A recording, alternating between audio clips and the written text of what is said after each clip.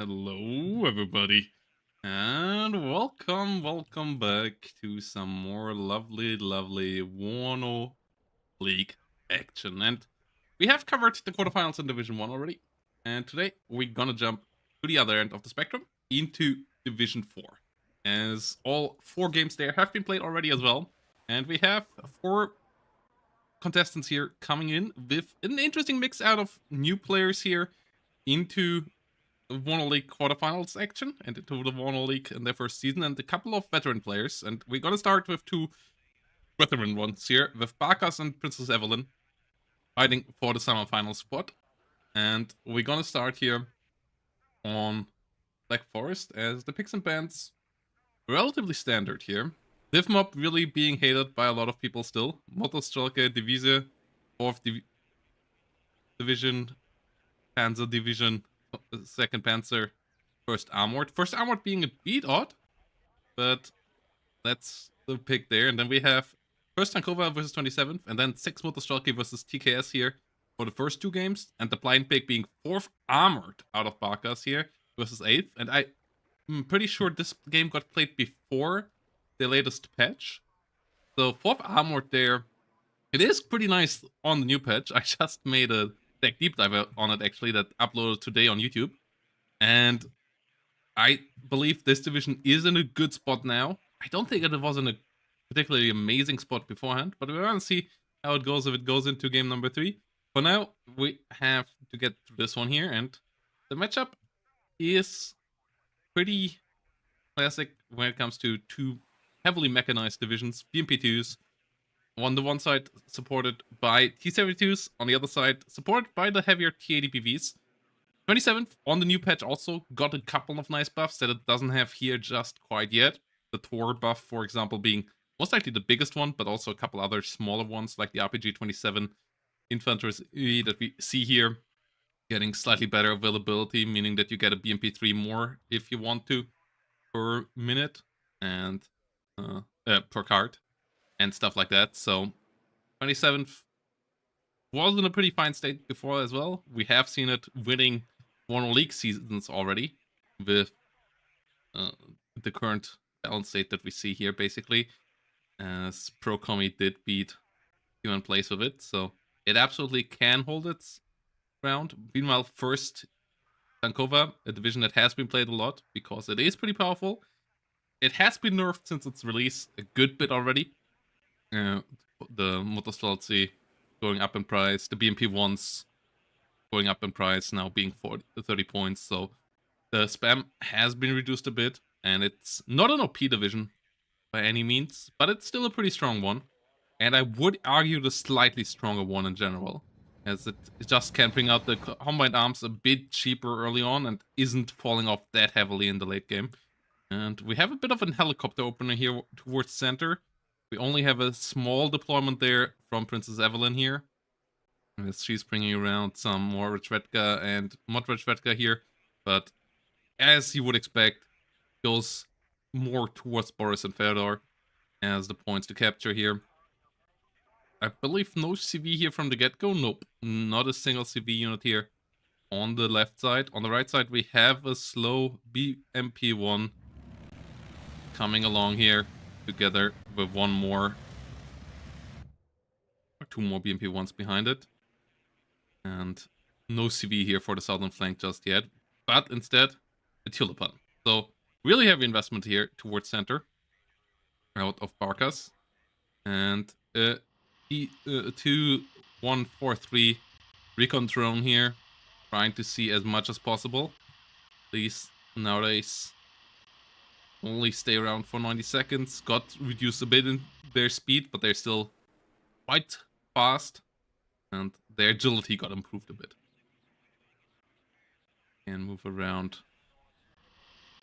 quite nicely. MP1 there. Walking off a bit too early.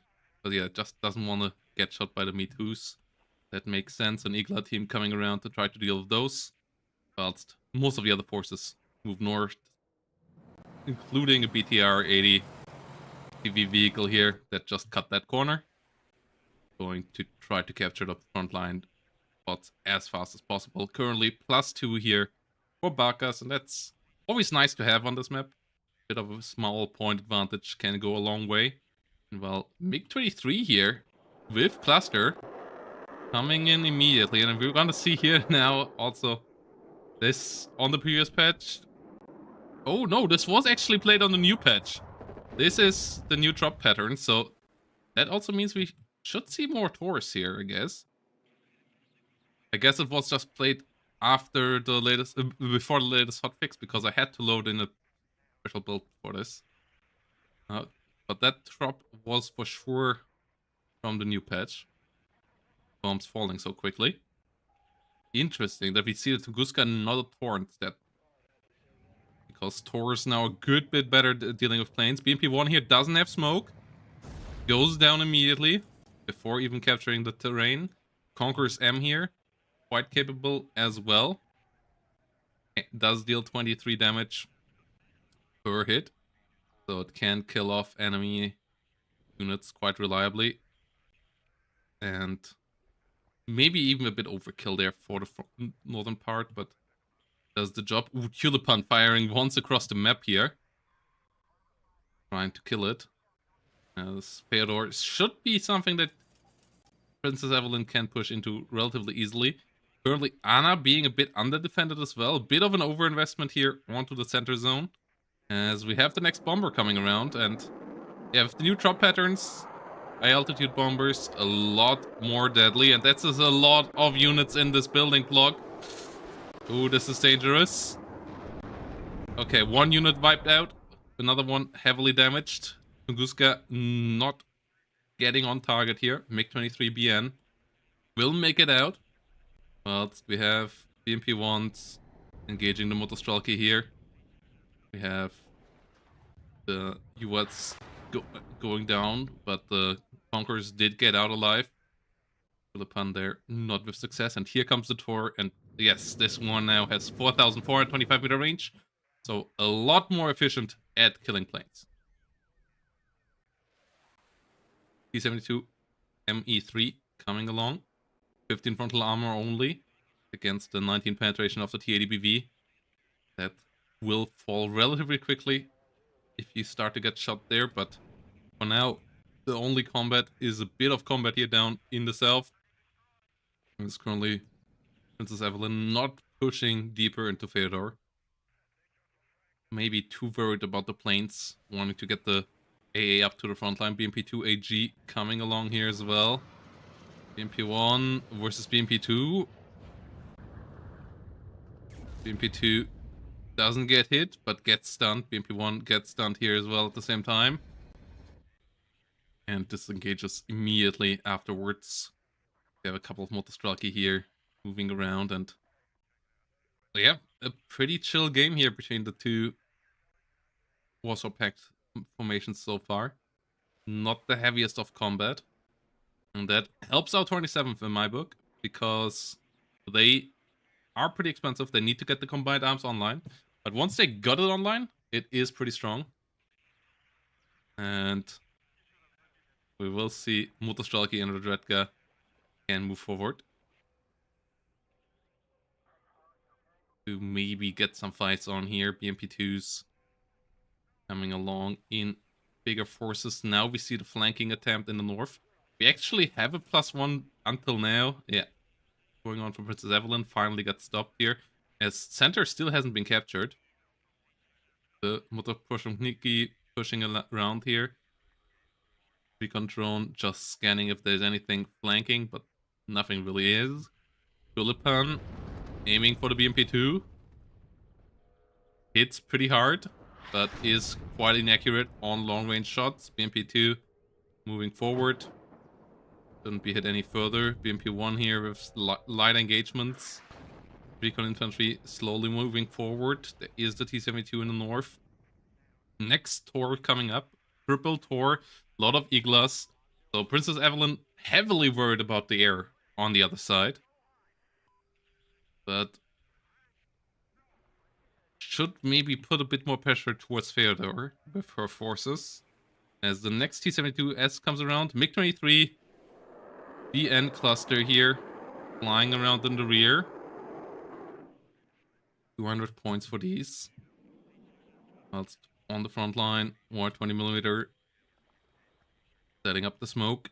BTR 80k, moving around. Plus moving to the front line. Conquerors M, slowly moving up there as well. We have some Vachvetkas getting destroyed in the forest in the south. B24 V here, trying to get its gun on target. Help out the Igla team. Gets into range. Might even get some rockets out here. But the Yak B should be enough to win this. Has to be careful with the MiG-23 a bit, but it doesn't have any air-to-air missiles, so shouldn't be able to get any kills on it. And there we go. Rockets even getting to fire. Getting the kill. BTR-80K gets this capture, but does go down right after. Tulipan keeps on being annoying. Hitting them with the Strelky. Medis here. KDBV maybe a bit too far back here. Conqueror's M team currently not involved either. And Divish is on the way now here in the south to stop the take. But Conqueror's teams moving forward. No further T-80s here coming around currently for Princess Evelyn. Lots of Motostrelty, RPG 7 get engaged there in the north. But lack of fire support here currently for the blue side. The heavy investment into AA means that there are currently not that many IFVs on the battlefield. There are no artillery pieces. Another T-80 coming around. Second helicopter. Ooh, and we actually have a push here in the south. Okay. This is an interesting angle. And usually I would say Barkas had overinvested in here. But that overinvestment actually might pay off if Evelyn tries to flank this. But I don't believe this is really pushable right now. The OSA is fantastic against the Mi-24V. You have a good couple of defensive IFVs here, good couple of infantries and defensive buildings. Oh, MiG-23BN gets a decent hit. Tor's a bit too far in the back, even with the new ranges. They need to get a bit closer. They're only mid-range AA, they are not long-range AA. So, yeah, the Tor needs to move up here. Tunguska a bit on the wrong spot as well, behind that building. Doesn't really have the perfect line of sight, so it can't spot the planes on the way in. And starts aiming a bit too late there. All a bit rough. Bombing attacks here, doing decent damage. We have a lot of BMP-1s now coming in. Of course, moving around here. More T-80 movement coming up from the rear, but repair needed for the one on the front line. And yeah, this is a mistake. S27, you should just give up center if you don't invest there early. You should just push down the northern zone here. And then go towards Anna most likely, or towards Elena. Pushing center is nearly as hard as pushing Elena, and Elena is a 2-point zone. But we now have an SVO setting up here. 27 a bit stretched thin right now. And that the investment into the A didn't pay off and you didn't even get a single unit killed here is pretty rough, especially as that still means that there are currently no efficient combat forces at the front line. No units here generating any pressure and any kills for Princess Evelyn here right now. And yeah, the Tor being used in a position where you usually would use coops, but coops have 2,000 meter more range, like, or 1.5 kilometers more range, so you want to push the Taurus 1.5 kilometers closer to the front line, which means, you, like in best case scenario, at least a bit closer, like around here, or up in this forest here, so that they actually can get some shots on target. Philippan being annoying here as well. There's currently really not a single unit for Evelyn that has fired in a while, and it's just regenerated value currently for Barkas, as the forces of Evelyn aren't really concentrated enough in any spot to fight back, and the units that are there are also all getting toughened up, whilst there's no fire support, no Nanas or no bombers that actually generate any value by bombing strikes. BMP-2 goes down, and the red side doesn't only have the fire support advantage now, it feels like, but also starts to generate the frontline advantage here, because they have generated so much value with the planes. MiG-23 does die against the helicopter, but that took a bit the pressure out of this whole scenario. Tunguska trying to shoot down the enemy helicopter, but fails to do so. ATGM teams around, T-72s around. Bit of fire support from the T-80B VK here, but it's only a single one of those right now. Tunguska needs to get the hell out of there as well. This angle into the concave here on the open field, where there can be ATGMs all around. Not really great either. And we see Motostraki engaging the enemy BMP-2. Both BMP-2s starting to engage, but the one off Barkas has the upper hand there as well. Motostraki with RPG-27 trying to push in, but they only have 500 meter range, so the BMP-2 can kite them. And at the same time, Yulipan keeps on generating value. This game currently not really going for 27th, and 27th still a somewhat hard division to play. Like, it has all the high-tech stuff, but yeah, it's just not that cost-efficient when it comes to playing a spread-out game all across the map. You have to leverage the BTR-80s, the BMP-3s, the BMP-2AGs, and the T-80BVs with a bit more pressure and force than you usually would do with Soviet divisions, and we didn't see that here at all. Like, there was no real moment where the technological advantage tried to get the upper hand in an engagement. It was just building up over the front line and then having gaps in the combined arms because you are the more expensive division, and leaving it to the enemy to exploit that without setting up any real fights here. Just trying to slowly build up, but being a bit too slow about that, and this currently derails completely. T-80BVs all went down. Outside of the CV one, some Tunguskas went down. The cluster bombers did get the job done here once more. Tors still were way too far back. Like, the buff is nice and all, but they are really not books or coops. So you still have to keep them really close to the front line. They're still supposed to move with the tanks, and if you don't do that, then the bombers, which got buffed a lot as well, will just run over you. And with that, Barkas gets the 1-0 here in this quarterfinal, and Princess Evelyn will have to maybe get a bit more onto the initiative in the next one with a division that can do that a bit better, with a bit cheaper forces there, with the Sex Guards Motostraki division. So TKS usually a division that has the initiative as well, so we'll see how that goes here. Quick break, guys, and then we're gonna be back with game number 2 on Vertigo. Oh, let's go on to Vertigo, as Princess Evelyn has brought in the 6 guards Motostralki, coming along with a good bit more combat power from the get-go here than on the first game. 3 tanks coming around. On the right side, we have Territorial Kommando Süd. And I'm interested to see how F-104s with the new bomb drop will work. I'm a bit worried, but yeah, I haven't tested out that much myself yet. Haven't played TKS since then, but I have the feeling we might be back in the TKS air meta. Let's see. We have Green Berets here as deployment. Quite a lot of ground forces, so it's not an immediate complete air spam, but the planes are cheap, so you can bring them around quite quickly. We have M48s here in the rear. And yeah, TKS using the advantage will take a good bit of ground here. Will be able to get into Dimitri first. There are a couple of units in BMP-1s here taking secure positions, but the main force of the 6 is going south. 6 can compete with artillery and so on into Dimitri relatively quickly as well, can lay down siege onto the center zone especially really well.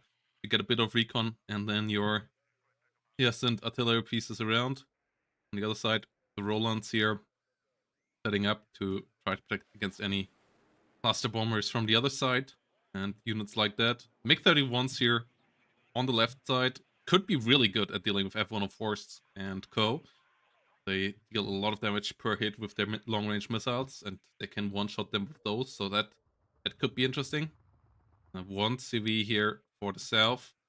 That is it for Barkas. On the other side, we have a CV this time around from the get-go as well, with the UATs and 2 BMP-1 PGs. couple of T64B and one T55A here. Coming around. Oh, that just disappeared. Okay, let's see what we get instead. Maybe an AA unit. We have one Eagler team on each side.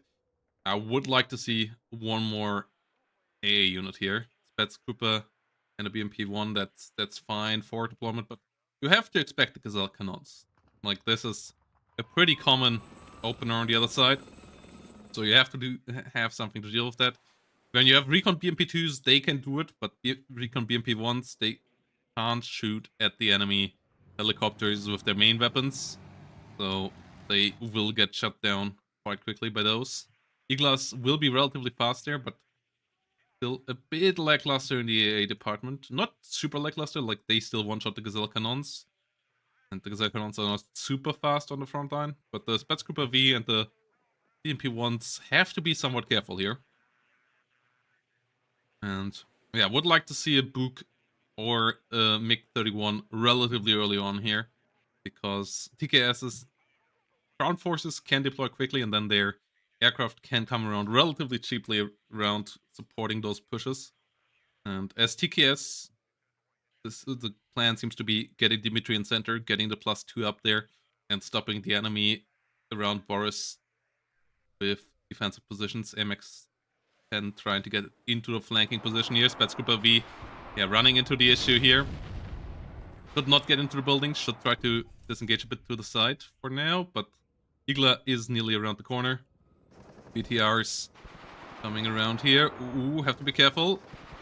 Let's have to unload. Okay, Gazelle Cannon is down. Second one is far to the north. So situation here pretty stable so far for Princess Evelyn. And it's only Queen Berets. It's not Vulture Mega B1s here. So the superior RPOs should be doing the job quite well. But yet there come the F-104s. And the Igla got even a hit here. But yeah, MiG-21 rockets not doing as much. And the F-104s did clean house here. The bombs falling faster from their high altitude, making a big difference. And that's why I said, yeah, we need better AA here on the left side, because a Buk can one-shot them, went relatively reliably. Those are 0 ECM planes. MiG-31s can shoot them down pretty reliably as well by just being fast and having long-range missiles, but you have to have those around. And we didn't see them yet. MiG-31 coming around. Iglas are terrible at dealing with this. And like, this is one of the only ways, I think. Well, you have the big MOR-10 guns as well, but the bombers are the only real way of winning the early game against 6, and the long game is where 6 will shine with the better support equipment and with the better heavy tanks here as well. So leaving the air open, especially as the F-104 also reload within 60 seconds. Yeah, you can't let that happen. Oh no! Oh god. Princess Evelyn. She was around when this was last meta gameplay. She should know better. But this is brutal. 4 infantry units lost here. The T-64s are still alive, but you have to really focus on keeping them alive. And there comes the next F-104G. Doesn't have a target yet, but no competition here. Why are there 2 T-64Bs on the battlefield? Where is the AA? Where is the bloody anti-air? T-64s here doing well, pushing through. One Buk behind them. Or MiG-31 here, and the life of those would be pretty easy. As the bomber comes around here from the side. Igla trying to get a shutout. Next league will start in January. The Scrub Lord's Prayer. Conquerors moving around in the northern parts. Boris will need to be captured by the UATs. UATs on the way. T-64B will move into the center here. Ground forces, ground combat here is fine, but yeah, AA is so badly needed, and there is some of the best, if not the best, anti-air tank tab here for this division on the left side. So having it all being Iglas is just really weird. And the F-104s now can try to focus south. CV there on the way to try to capture it. Iglas will try to get onto the LGB. Why is there Me 8? What? You saw the F-111 LGB? A 270 point plane. Good dodger there.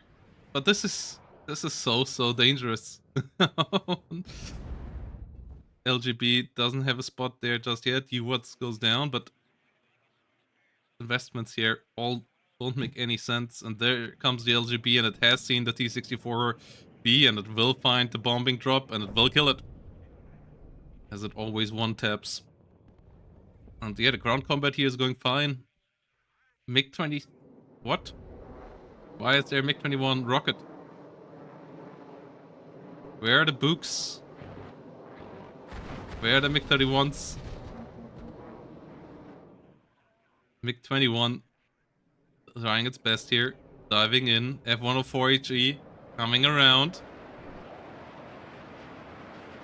Does get a drop here towards the T-64s. T-64s get the ground kill, but there comes the second LGB drop. Will find the next kill. MiG-21 here way out of its depth. It's not a fighter. F-104 actually will get the kill there. The situation is still okay for Evelyn if she finally starts to buy a plane here. But yeah, or a book. But like better would be a plane right now. Okay, she finally buys 2 books. They have to arrive on the front line in time here. MiG-31 would be safer in this matchup. The other side doesn't have any great fighters. And the books can still be bombed. But yeah, not having a MiG-31 in this deck is wild. We'll command Airmobile here with the flanking maneuver. 104 HE just bombing an empty spot. We'll be back in a minute. Their turnaround time really fast. Igla under fire, getting pushed. Whilst Airmobiles here will jump into the building. Will kill the Igla off. The books are big. 9 damage missile, 6,000 meter range, 55% accuracy. Best air defense system in WARNO. So, against planes that have 8 hit points, 9 damage missile, so you one-shot those F-104s. See more Iglas here coming around. As UH-1D here, taking planes out the front line. Trying to maybe bait out enemy Iglas, realizing there's none of them. Slowly moving forward. A lot of light forces here now coming towards Boris. T-64 still doing decent damage here in the north. Conquerors needs to get the hell out of dodge there. We have seen yesterday, the air players are vulnerable. Fortitude fans got beaten back after a similarly dominant air opener and still beaten by Stahlbrecher in one of the games. But yeah, the books have to start putting in the dent here eventually, and that's one of the issues is they're a bit slow on getting there. And that Evelyn invested into rocket MiG-21s instead of air-to-air planes, especially as she tries to shoot down helicopters with it. That's at least is somewhat successful here, but it's still a bit weird. Book in the north is around now. The command airmobiles making it into the rear here now. Situation is still quite okay though. If it's 5A coming around, Conquerors coming around.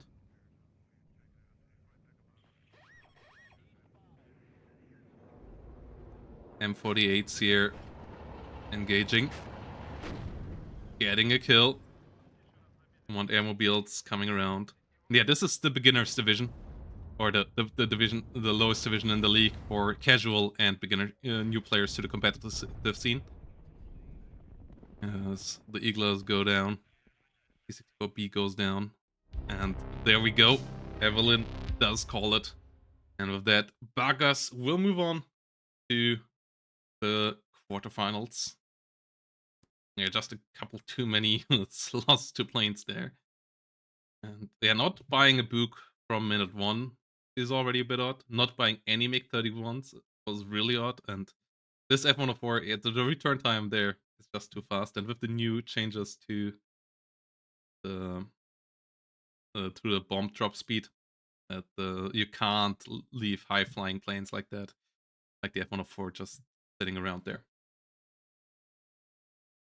And that means we will move on to the next game here in the Division 4 quarterfinals. Else we have to try to get the result in there. Okay, doesn't let me. But we will move on to the Helen versus Pre-Fire Exam. So quick break, guys, and then we're gonna move on to the next one here. So see you all in a quick minute. So yeah, here we go. Game number 2. The Helen versus Pre-Fire Exa coming in Division 4 here as the second quarterfinals. And we once more have TKS around. This time around against 9th Panzer though, and the sides were swapped. So we're gonna see another TKS one, and this one might have been played before the patch. So we'll see how that goes. Before we jump in though, quick shout out everybody to the Match Reno, where you can help out funding the tournament, and you don't even have to pay anything yourself. The prize pool here currently at $664. That is quite solid, but with the claim code button, you can add 25 cents to the prize pool completely for free. All you have to do is go to the link in the chat and then click the claim code button to add 25 cents immediately. And if we can get rid of the last 11 remaining codes here, we can generate new ones most likely and add even more free money to the prize pool to be paid out to some of the players here for the amazing games that they have played for our entertainment. And it doesn't cost you anything, doesn't cost me anything. And it's real money into the pockets of WARNO players from the community. So let's get that going, and let's have a look here on this setup here. We have AA units this time around. Only one Strela so far though. Couple of recon helicopters here on the left side, and on the right side it seems like Pre-Fire Exa is going a lot more aggressive than what we saw in the last game, going aggressively for Boris, and that is pretty ambitious here. So if you can get into Boris, and especially the forest behind it, with TKS, and especially with the airmobile, with the fantastic 21 damage anti-tank rocket launcher from the airmobiles here, with the Apilas, then you can stop reinforcements into that section quite quickly. Question is just, will you grab this in time? You have the faster deployment, the Green Berets here, both the American Special Forces and the French helping out the German reserve forces here, moving around. Though the German Special Forces aren't idle either. The Fallschirmjäger B1 here, moving around in the south. The Proto KSK units moving into the southern sector. Pretty big investment here into Dimitri as well, where there's only one Aufklärer from the Helen going as a defensive unit together with the UAT's recon to block any deep line penetration action here from AMX 10s or so. Try to shoot at the spawn, whilst T-72 MKs and MEVs will try to reach through Boris and towards Anna most likely from the get-go here as well. So really, really interesting setup on the right side here. And it speaks of a lot of action from the get-go here once more. That's why I like TKS. TKS in general got a good amount of love. The latest patch with the bomb drop helped them a lot, I believe. We'll see how balance will have to go around that. The drop pattern for sure got those bombers back into business for good. And yeah, Green Berets here moving towards this section of the map as well. The Me-Too US adder is not great at killing things quickly, so the units should be able to deploy. It can still be a bit of annoying, especially for infantry with the 4 PKTs here, but there is 4 deploy AA here on the other side as well, so likely their units in transports won't get hit here. And likely this deployment towards Boris should work out. 9 other forward deployment or recon deployment units, not the strongest. The BMP-1 units here moving around. It's a bit of a slower division, but once it gets all its heavier T-72 and the couple of East German BMP-2s that they had in 1989 to the front line, then those will outclass the mostly reserve equipment of the Territorial Kommando Süd that we have here on the right side, where the highest quality tanks are M48s. MiG-23 MLs here, diving already on the Super Puma. Not quite getting the kill. This one should immediately deploy. It's flying on here. Heavily smoking. Ooh! And the Roland 3 gets the kill! Oh, the Super Puma might actually make it. The Me Too US maybe should come around to try to kill it, but has to be careful with the VLRA AA behind it. The center here, the Citadel, as Florid usually calls it, not being attacked right now.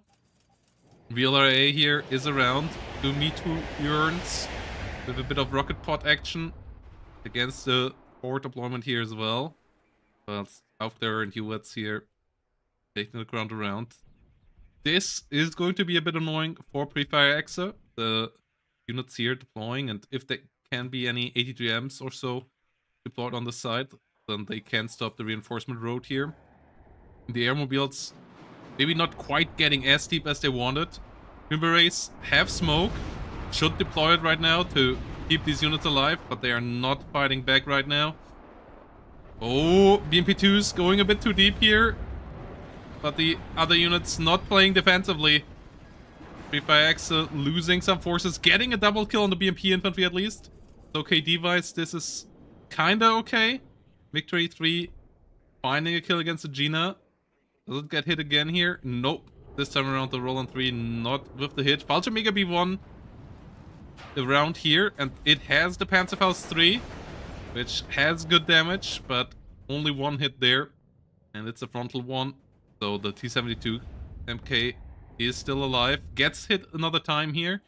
VLRA Milan trying to come around. F-104G with ATGMs flying around, but those are the really old AS-30s. They don't have the best chance of hitting. Let's see if it works out after all. Nope. No hit there. And they get hit once more right after. Gina Rocket coming around here, dealing some damage. Fallschirmjäger B1's trying to find some more information, but the Gina Rocket goes down. The Fallschirmjäger B1 goes down as well. The MX-10 RC can't stand in this fight. So the MUV here likely gonna win. No smoke coming out there from the MX-10, and it gets shut down. And that leaves this whole push in the north as a complete disaster in the end for Pre-Fire Exa. If the T-72s would have fallen, this would have still been kind of okay. It would have bought some time for the defensive lines, but with the T-72 still up and the Ural supply truck already here, this can get all the way back and push it in. While center still needs to be captured in the south. Pre-Fire Exa should bring all reinforcements into the north though. VLRA here on the sideline.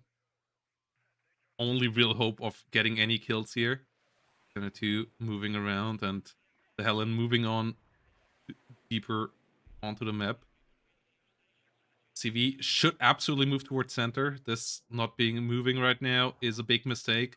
Every point captured right now is super important, like ticked up for Pre-Fire Exa, and the tick is going to stop here relatively soon, or at least be reduced once this is captured to a +1. There we go, finally moving around. MiG-23 diving. Roland is there though. Doesn't get a kill onto the Super Puma. MiG-23 might go down here again, as it stayed pretty close to the Roland. And there we go.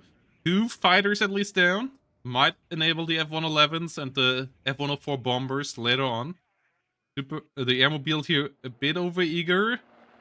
It's only BMP-1s. BMP-2s already would have shredded it with their autocannons, but I believe even the MGs here might be enough to kill it before it can deploy. Ooh, it's close. If they can get out, the airmobiles, they have the Apilas. Oh! There we go. Airmobiles No, they get stunned down before they can get a hit on target. Gina helping out. Oh, the Apilas misses its first shot. Gina gets completely shredded by the coops.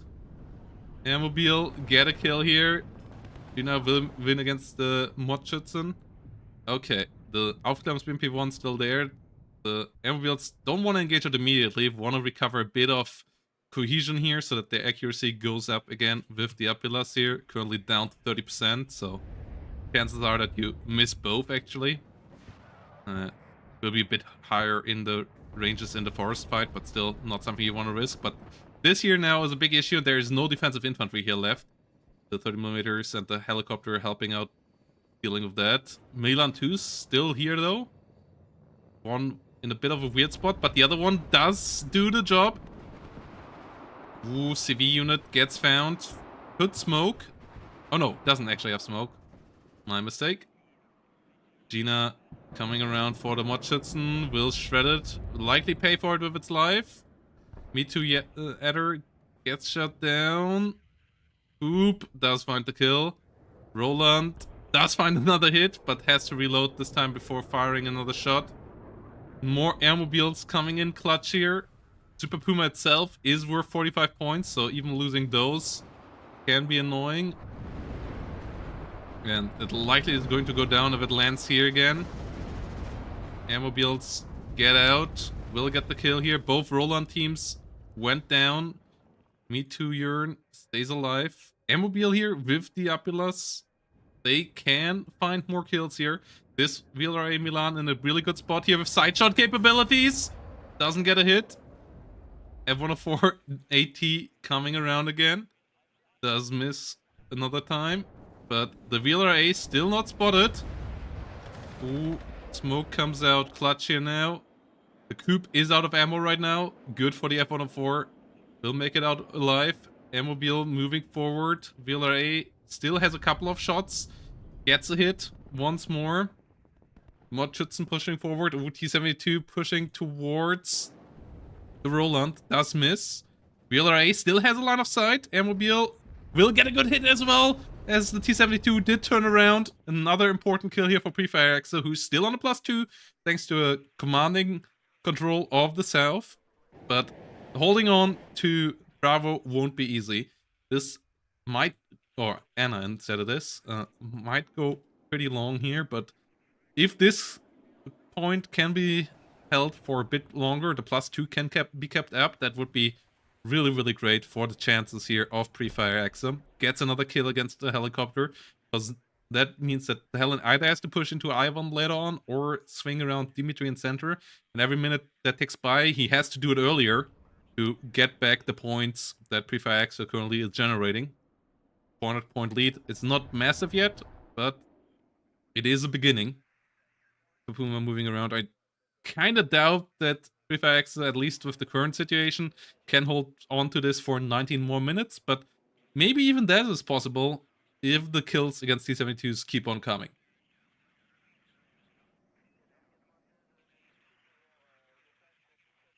Mordschützen and BMP-1s rotating around in the north.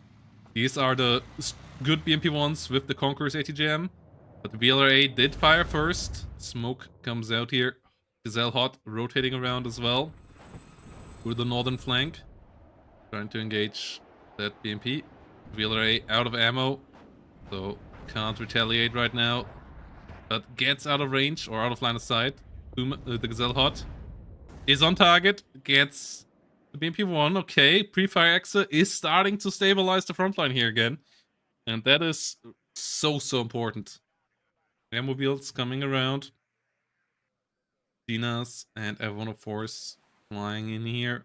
There is still the Coop on the other side. Can one-tap the F104s, but for now, situation stabilizing here again. But Super Puma is chilling back here above the hill. Likely is planning to do a deep dive, but maybe with the forces here. Prefire Axel worries about being spotted with that move, so keeps the Super Puma back there right now.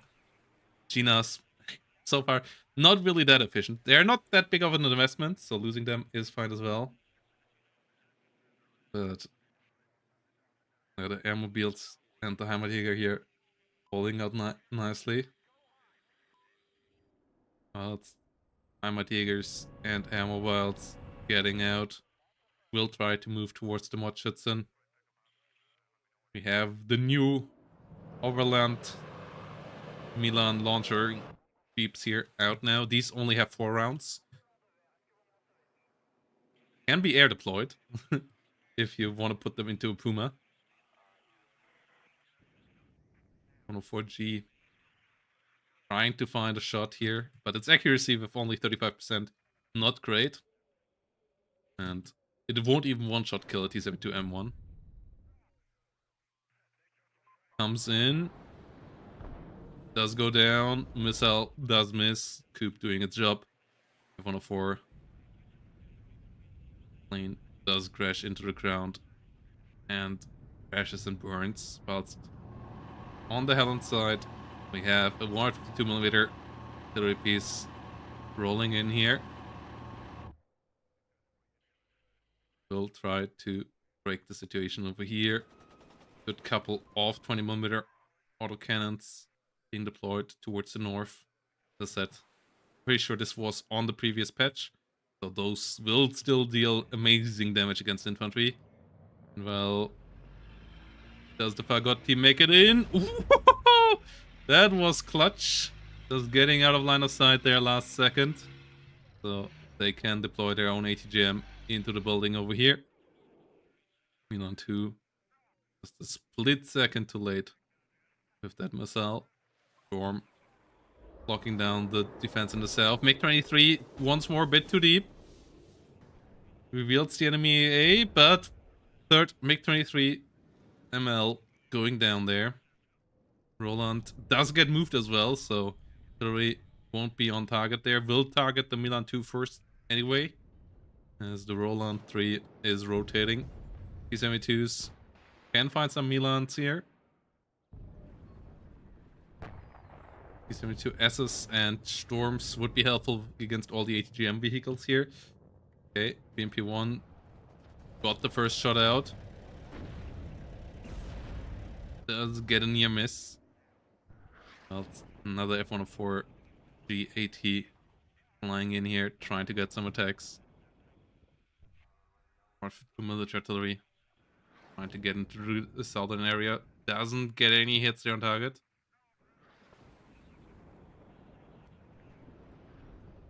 M48s. Move forward. Not getting any kills. Ooh, T-72 MV goes down. My diggers. Under fire. Getting hit.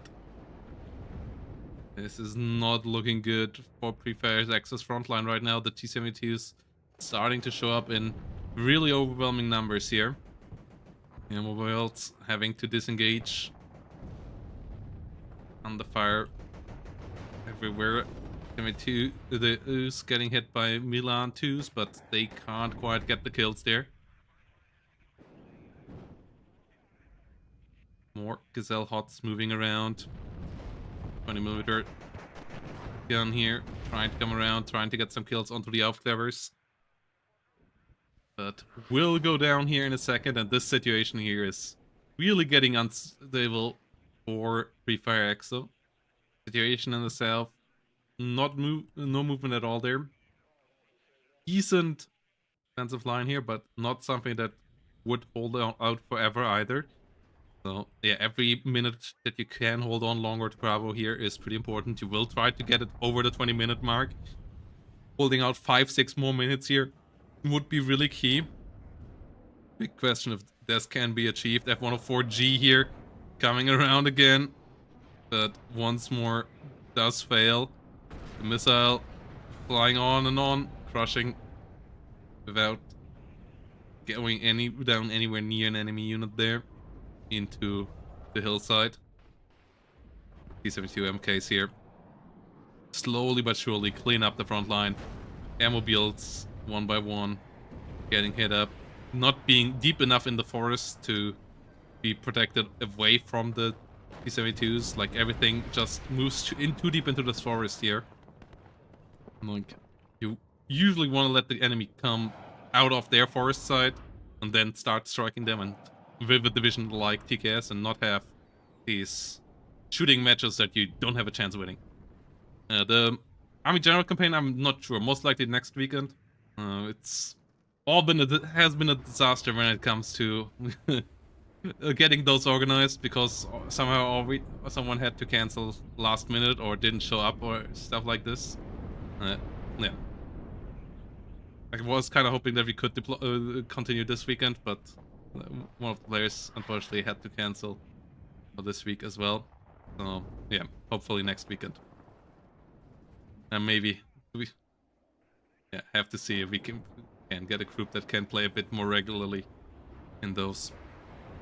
Mobile under fire. Napalm landing around.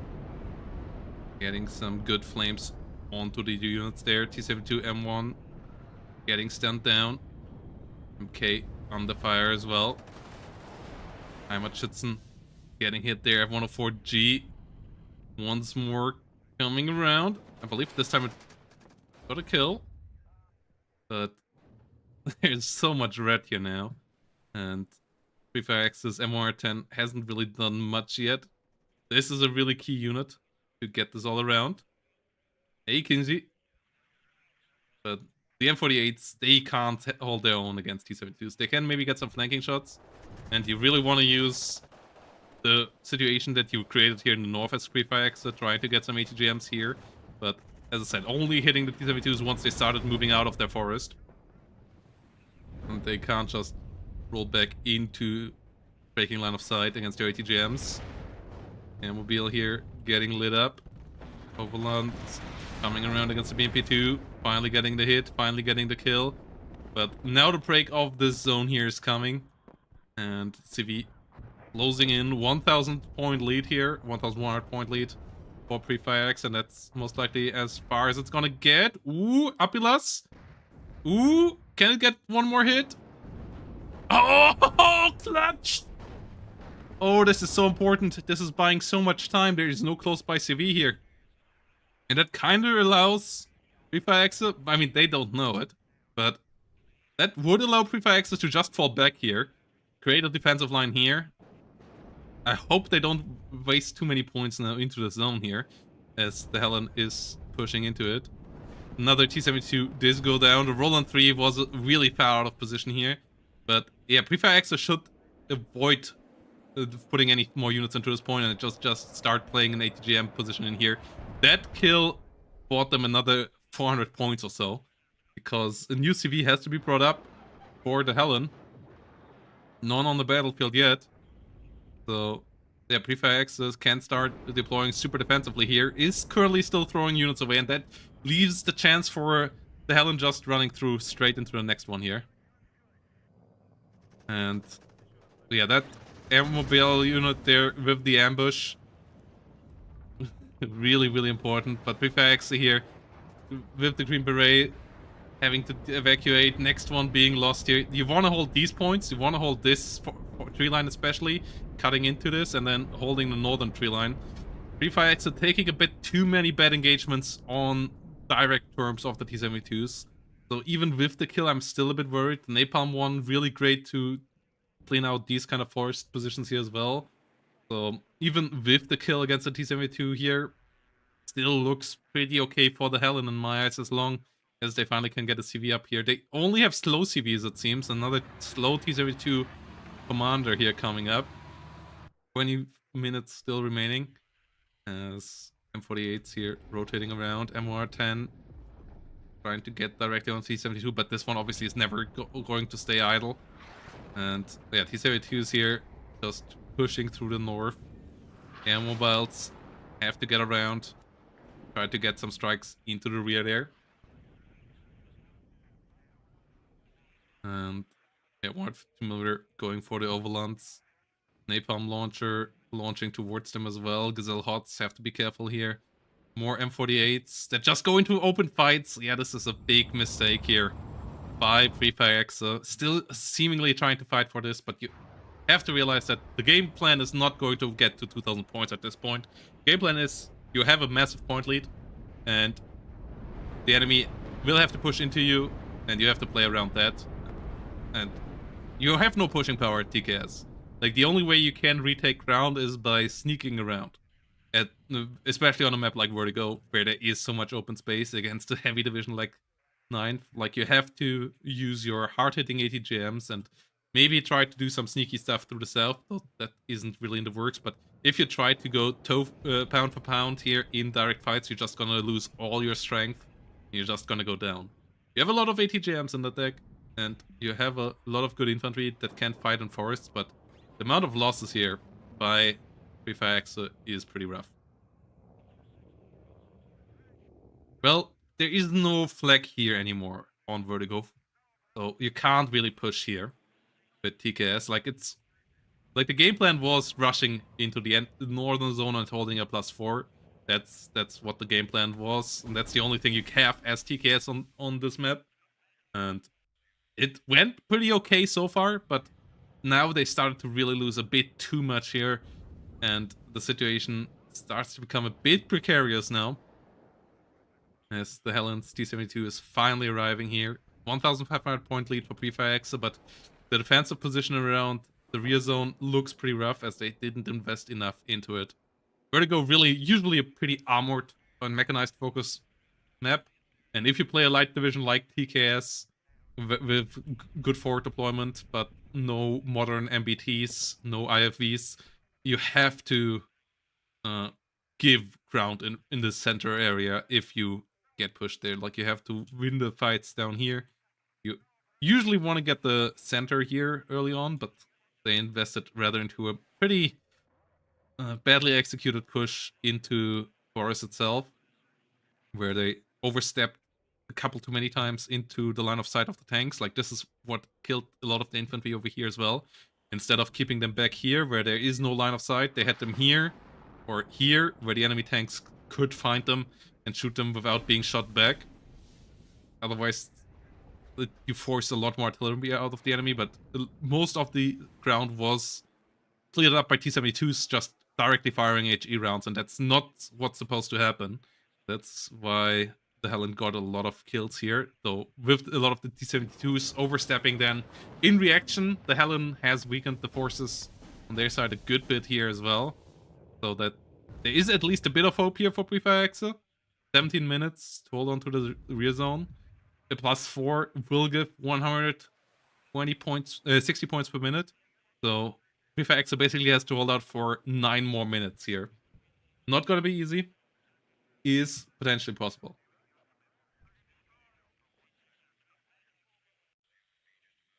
And yeah, you could also rotate south, but a southern capture would have to come soon, as a +2 only gets you 80 points per minute, and we start to get out of winning distance for with that move.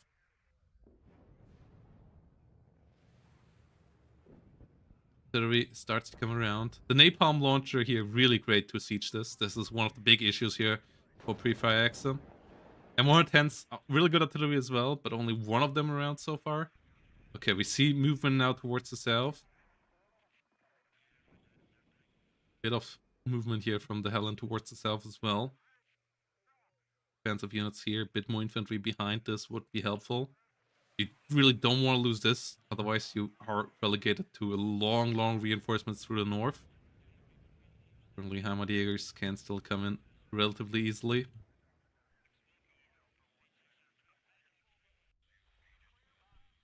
Cell hots are needed. Takes minute timer basically until the Helen has to get into this rear zone here. Or they have to push both the south and the north at the same time.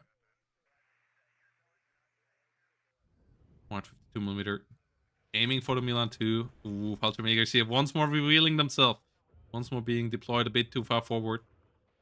And yeah, that's something that happened to Prefix here a good couple too many times with their infantry. Heimatjäger getting into an engagement. Feldjäger is keeping the morale up relatively decently. Milan 1 engaging against the Ural. Gets the hit.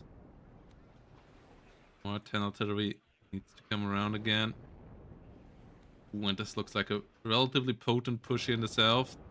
These Heimatjägers should just move into the zone as well. instead of the M48. Can't afford losing the zone. The CV maybe should move into Dimitri already as well. Ooh, Milan 2 not getting the hit here on target as the 30mm grenade launcher wipes them out. Yeah, we see more ATGMs once more from the really like the bombing F-104s are great. The ATGM ones are really terrible. Oh no. Yeah. Really vulnerable. The only time they are good is when you use them as bait for enemy AA and fighters whilst bringing in more planes. Never use those F-104Gs on their own, guys. That's just points thrown away in way too many cases, and especially not against T-72. Against MEVs, you one-shot them at least if you hit them, but against the M1s, you don't even one-shot hit them when you hit them, so you need a second one there as well.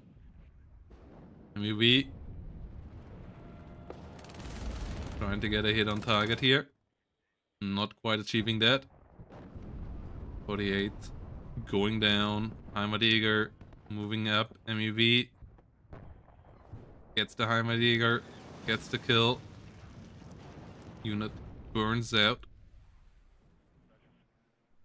We have Fallschirmjäger B1s under fire here in the south, having to disengage. Ada with good hits, and there comes the CV into the zone. Another F-104 AT trying to do it. Last one there going down. Yeah, you have great availability with them. That's why they're decent as AA fodder, but you need to have something that actually deals damage because they don't do it on their own. And the Helen getting the capture here onto the south. And if they get center, it's gonna be a +4 as well. So yeah, that would be fine as well. Heimatjägers here in a bit of a precarious situation as well. Me-24, the AT trying to get the hit. Ooh, napalm actually. I'm shooting into that direction, stopping any reinforcements into the zone. So yeah, the units have to be rotated around. Gazelle with the hot one getting a hit. 72 getting hit there and taking decent damage. Second missile does miss though. Whilst the defensive position here over here is trying to hold on. Not the greatest, but it's what Firaxa has to make work now. And with Jäger coming in numbers towards the zone. M577 CV moved around with them, but the Aufklärers get around and they have a decent RPG. Heimatjägers unloading. Watchitson moving closer as well. CV moves around, just barely out of range of the launchers. Oh, the Unimox running into the wrong direction to be sold, giving the Helen a lot of free points there. Over 100 points there thrown away by Prefix and that way as well. At least reduces the tick to a +1. Buying a bit more time with each second. Or forcing a bit more aggression out of the Helen. But oh, this bombing run could be great. Okay, 2 infantry units being taken out. CV being taken out as well. And that means the capture will return and soon this will fall. And then we have a +4 that would be good enough. Massive smoke plays here as well. Units being taken out. The forces in the north should at least be able to contest the zone now, most likely as well, especially if the napalm launcher comes around again, though that has fired all its shots and isn't being reloaded. +2 is around, as I said before. That is not enough. More is needed for the Helen, but you can get more quite easily at this point here with the south. M48s desperately will try to get there, but if the Helen moves quick, it can be there before the M48s to arrive at the same spot. 72 M1K driving in here into the smoke. Just trying to get the capture that way. Will create a +4 here for a while.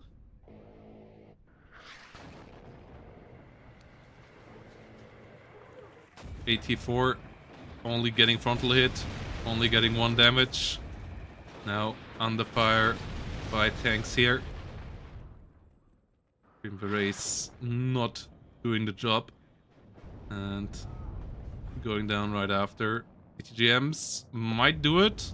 It's only Milan once, so the frontal hits, they only do 1 damage per hit as well. M1K there. Holding out +4 situation here. For the Helen, as I said, this would be good enough at this point. And we're going towards a +6 right now anyway, which would still finish the game before the 9-minute timer in the top is run out and get the Helen above the 1,559 points. Good bit ahead of that as well. So there we go. MK gets into the zone. Units here get into position to intercept reinforcements. And yeah, this is just how it goes when you pick a light division on a map that is built for tank divisions once the game goes into normal speed. And you gamble it on an aggressive opener and then stumble that one a bit into the off. Like the Boris push. The idea actually was kind of solid. It was just a couple too many mispositions and the ATGMs here in the north not moving up quickly enough. Like if you get around with an ATGM here, 2 ATGMs here, and hold your infantry back so that the tanks can't just shoot them up, then you can make such a Boris push at least quite annoying and quite costly for the enemy, but the Helen was able to clean it up a bit too easily, and with that, with the +4 now, the T-72 M1K got pushed out, but clean +4 in the south, that still is good enough here. With the +6 for a couple of seconds there. S-22 HE bomber coming around. 3-fire Axis still trying to find some value here in the south, but firepower should just be too high on the other side. No CV here around for pre-fire Axis, so it would still have to hold out for a bit before any CV even can come around. And at that point, the tick might already be too high, even if you reduce it back to a +2 or so. And currently the units just all dying. Bombers doing a really good job. The Ginas and the F-104Gs weren't the aircraft that were needed for pre-fire Axis.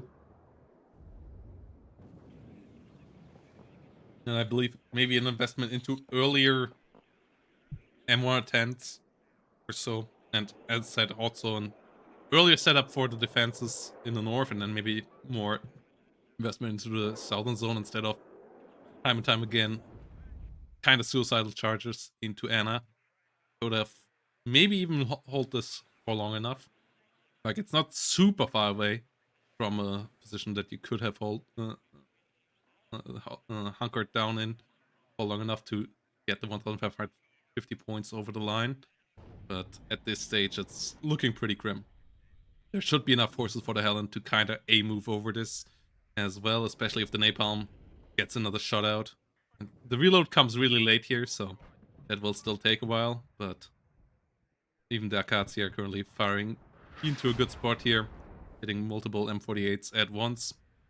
Me2 finding the last remaining infantry unit here in the south. And we'll open up fire onto those Heimatjägers, starting to shred them. Actually, about to run out of ammo here. But the BRM-1K helping out as well, so the Heimatjägers will go down. And with that, the whole southern part of the map has been cleared out as well. Pre-fire Axis with one last charge here, trying to get back into the enemy zone. As the Napalm unit is trying to do some counter battery. Motschützen moving around. Akacia reloading. And currently the units are able to move through the smoke. But any unit that just gets reeled for a slight moment will get shot up here. There is a bit of a gap.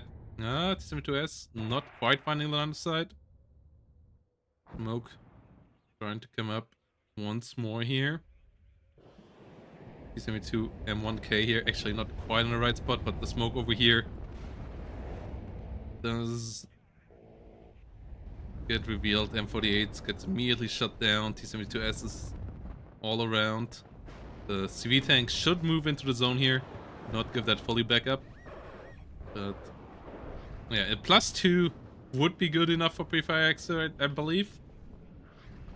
So it would be close, and even a +3 would be fine for the Helen, so the Helen just needs to contest this point here for, but the Jägerführer doesn't have any AT, so the T-72 M1K could just sit next to it, and obviously this should be cleaned up any moment now as well, so yeah, the Helen really just needs to keep it on a +3 situation.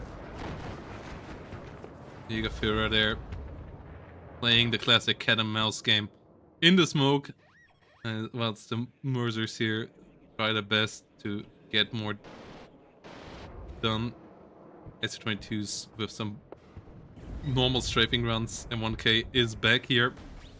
130 points per minute.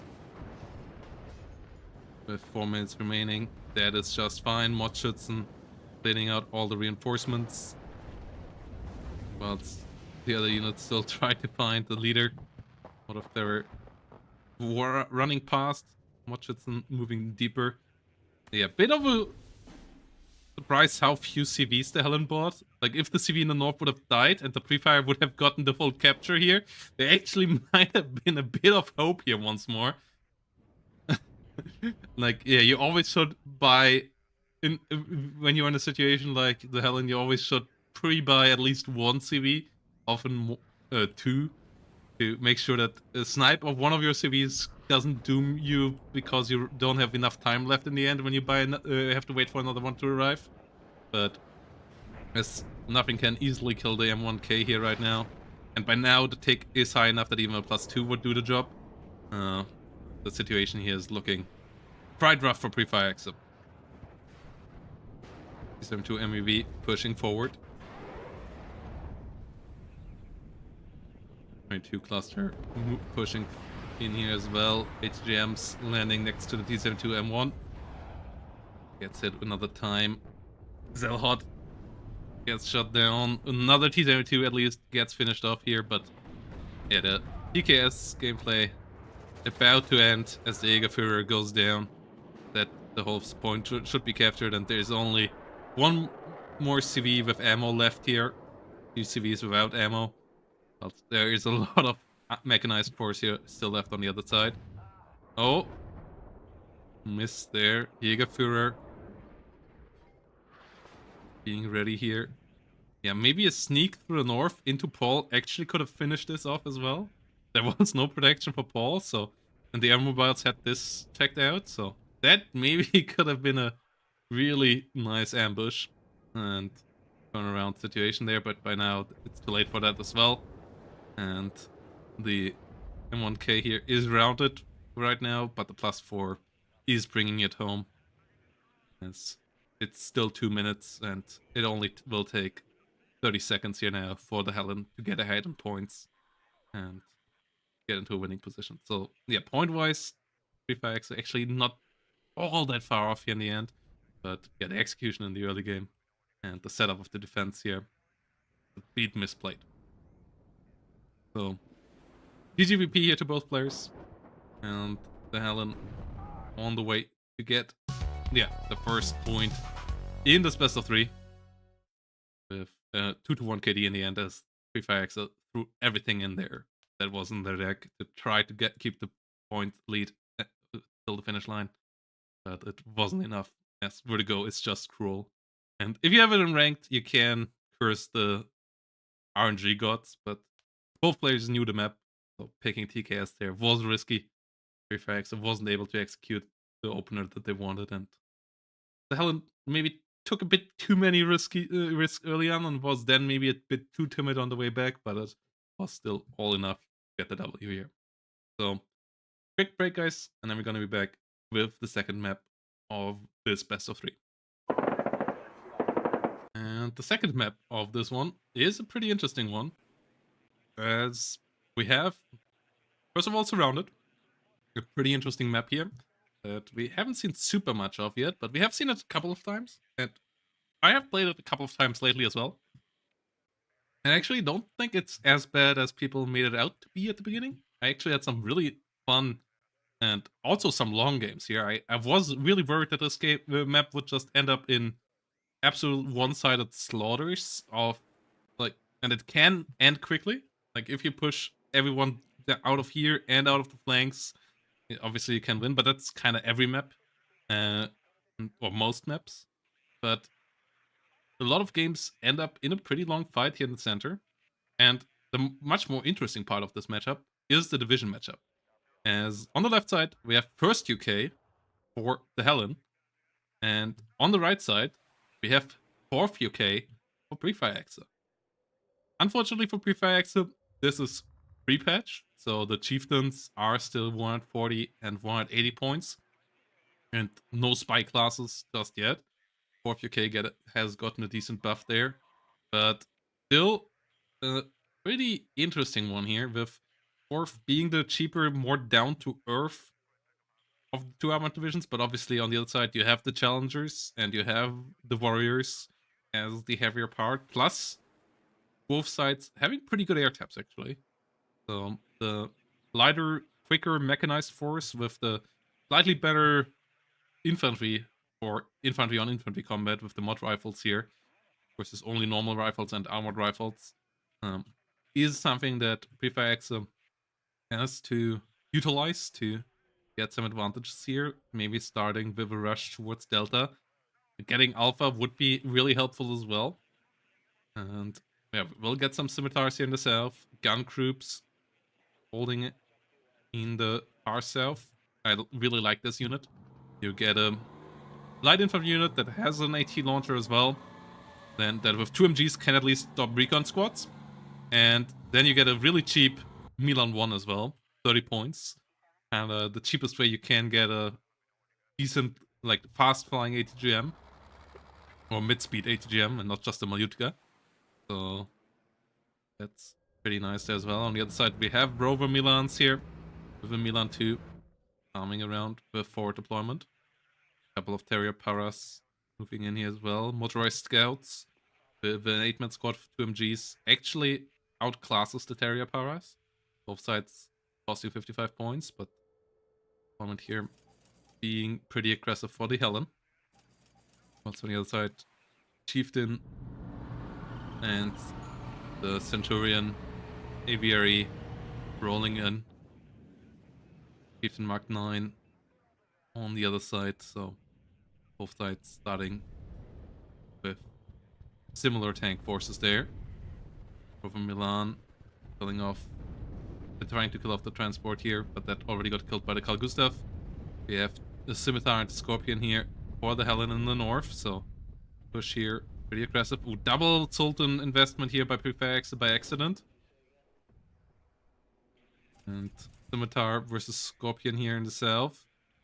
Fresh Scouts not getting the hit. Does the Scorpion find a hit here? Nope.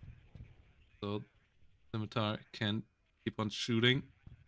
Like he's going to stun this down here now. Not quite yet.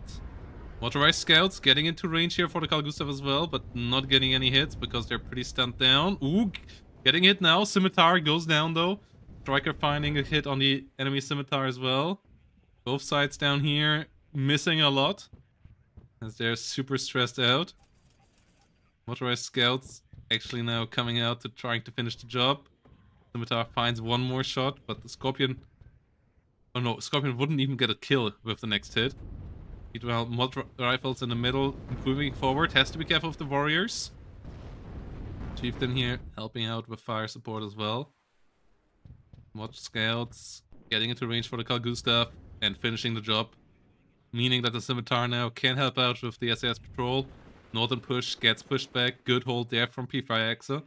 And ooh, the big Gazelle rocket swarm coming in, trying to swing the infantry fight in the middle. Texans smoking off. The Centurion AVREs not getting into any good positions here is a big miss right now for Pre-Fire Exa. Those could swing those fights here in the center quite quickly, killing off a good couple of units with one hit and then stunning the rest down. And the Southern force not being pushed here is a bit of a mistake as well. But there the forces are quite equal. And that means the Helen currently has the +1 here. Chieftains moving around. Ooh, Javelin at least gets one of the Gazelle rockets here. The rest gets their rockets out and can move back to resupply here on the open field. Javelins coming around, and they come around in the FV 432 Scud with the double 7mm MG here. And some smoke launchers. Decent infantry support as well. AVRE, Romor needed to really give some good fire support. Chieftain sees the warrior. Warrior out of Milan 2s. As the scimitar gets around the rear here. Oh, Chieftain missing twice there. That is unfortunate. Romors, yeah, doing good damage here. Ooh. Having to fight Chieftain in the north though. That's not great. Needs to smoke off here. Not doing so right now. The scimitar here in a dangerous spot as well. Chieftain Mark 11 gets into a good spot. Gets a hit against the Mark 9. Mark 9 only 8 frontal armor. Done from the Romor. And Chieftain Mark 9 goes down. Mod rifles pushing forward. Ooh, ATGM duel up here. Rover Milan likely gonna go down. Yes. Completely implode. Gun crew plus Milan launcher will hold against the Scorpion there. As the CV4 Prefire X moves in. Scimitar not getting any shots really on target here. Gustav infantry could just push it down though. And the warrior, the Chieftain Mark 9s here, still holding out in the middle. Just infantry moving around. AVRE Romor can be pretty helpful here as well. Against multiple targets. Good hit. Immediate route there. One goes down here to the Chieftain Mark 9 though. The one has to be careful of the line of sight that it reveals itself to as well. And a couple more tanks here would be helpful for Prefire Exa. Mark 9 does find a line of sight. Where he has to fall back. Scimitar still in a good spot there. More rifles move in. Milan stopping the push in the south. First challengers on the battlefield. And that's going to be an issue here. The Chieftain only have 18 penetrations, so the 18 frontal armor challengers, you kind of need artillery or Milan 2s for, or the rifles with Law 80s. But your tanks themselves, they can't really do it. Or they at least have to get into really close spots to actually start doing damage. Oh, tornado cluster. Getting its bomb drop out. And getting on top of everything, including the rifles. Oh no, Prefire Exa here getting caught up completely off guard. Doesn't have any AA as well, and this is likely a game-winning move here out of the Helen. Losing the Challenger Mark 11 now because the two Mark 9s couldn't help out anymore. And oh no, this just might be it, as the replacement for this will be hard to come by. There's not a single tank now on the front line for Prefire Exa. And tornadoes coming in here with so much value. The Carl Gustav get a Chieftain Mark 9 at least. But yeah, the loss of the two rifles as well. Like with the two rifles with Law 80s, there would have been the chance of maybe getting the Helen into and catching them off guard once more as in the previous game. But the Scimitar not being answered, allowing the knowledge about the Challenger Mark 9s, allowing the bomber to happen. Like, this is a big, big mistake here by Prefire Exa as well. And yeah, it's going to be so tough to hold on here. And you're the one that actually is supposed to do the pressure, and you're getting currently pressured. That's not boding well. Like, even if Prefire Exa can start and to get a defensive line back up here, the big issue is that against challengers, pushing will be nigh impossible. Hellfire at least finally gets the Scimitar, goes down for it though. Rifle leader moving forward. Javelin gets another rocket, but the rest once more does escape. And yeah, the rifles get lit up by the supporting weapons, and no challengers, no chieftains here to try to help out. Rifles over here could maybe push a bit deeper. Yeah, we'll try to do so. Milan, who under fire by the challengers, likely gonna get Stopped in a second here as the rifle pushes forward. Gets into a good position. Gets one kill. Gets the second one. So at least the warrior pleaks there are stopped. And Prefax are playing a heavy infantry play right now. And I feel like that's a wise choice. If like you can't win the tank fights right now, so trying to play it around Milan 2s, and that is going pretty decently well right now. And around low 80s. It could maybe still be a way of getting some decent value here. 4-3-2. Generating a bit of value here as well. But really the point situation is a bigger issue, and that they never pushed into the southern zone into Alpha to get the tick on for themselves. And leaves a lot of room currently for the Helen still to give them space in the center. Warrior Pleak does go down. Got pushing forward.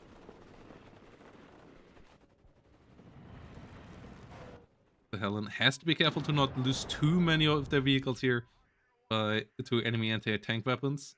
And we have at least 3 Chieftain Mark 11s. They might come at the opportune moment to try to get a push in. Well, so they might also come at the perfect time for the Tornado to have a reload here. And there hasn't been a single Darkfire deployed here. Ooh, another good hit against another Chieftain Mark 9. Milan 2 finding another victim. Good hits there. Rifles pushing forward. Gazelle Rocket under fire by the Javelin. Oh, Tornado HE. Okay, that will be a decent run as well. Good hits there. Yeah, no dark fires. No phantoms in the sky. That is a big issue here for our player on the right side. And we now see some challengers finally arriving, but the dark fires are actually pretty good at punishing planes, even the high altitude ones, if you keep them around the front line, because they have such high accuracy. But you will need 2 or 3 of them, and we don't have a single one yet. Chieftain Mark 11 versus Mark 9 fight here, beating on the side, and yeah, there comes the cluster one. Oh, is it on target? I don't think so. Okay, that's 4 minutes until the next it can come around again. Bit of time bought for Prefire Exit to get the defensive line on. Okay, invested into Phantoms. Situation here is still not great though.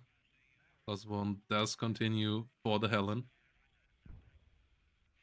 1-9 coming up for the Helen as well. Chieftain Mark 11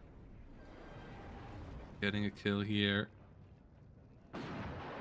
Engaging somewhat armored rifles. Up here, engaging Chancellor helicopters. Getting a shot there as well. The rifles get into the southern zone. Terriers for the center here as well. I still believe one of the best points to push would be the south.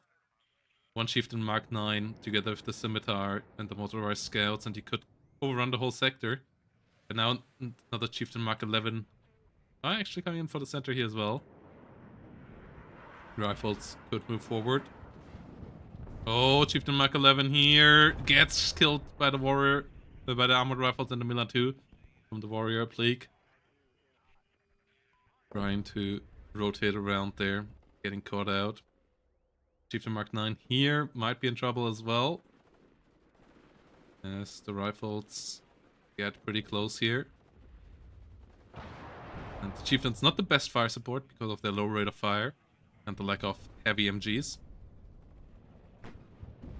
And there we go, rifles are in range and they immediately get the kill. Unit over here goes down as well. That's another warrior Pleak. So yeah, the ground combat here not going terribly for Prefire Exa, but the lack of AA is a big issue here. Rifles pushing forward, and the lack of ground captured early on is a big issue as well. A couple more infantry units going down.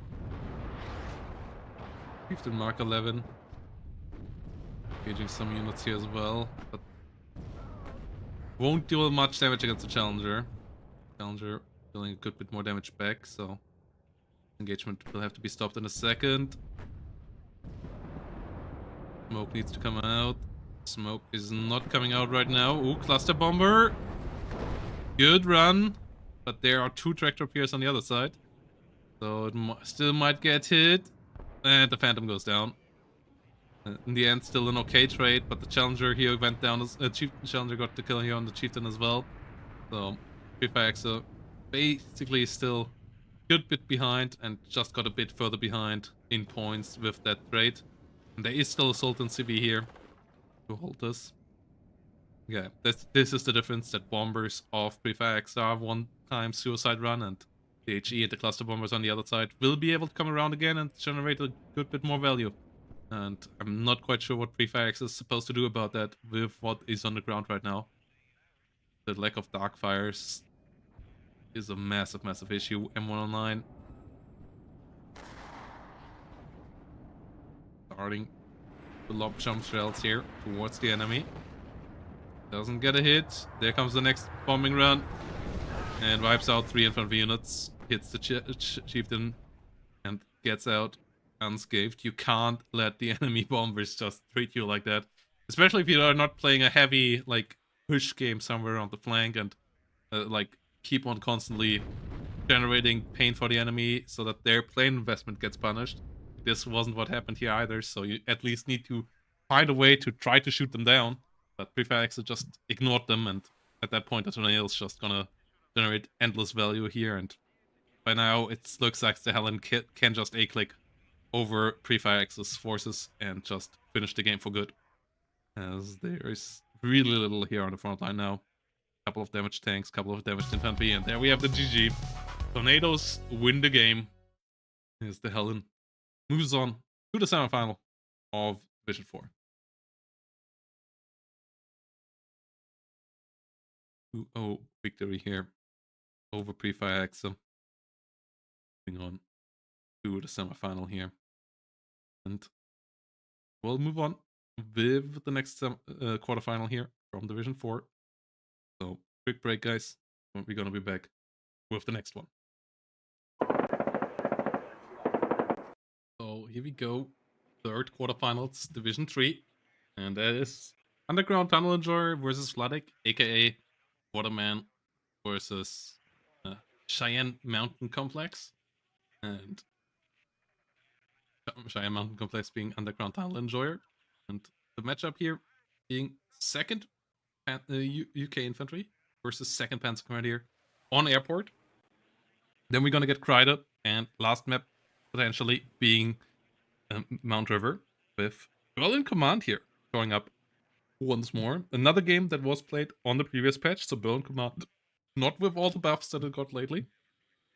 And 56 there, still a pretty good division.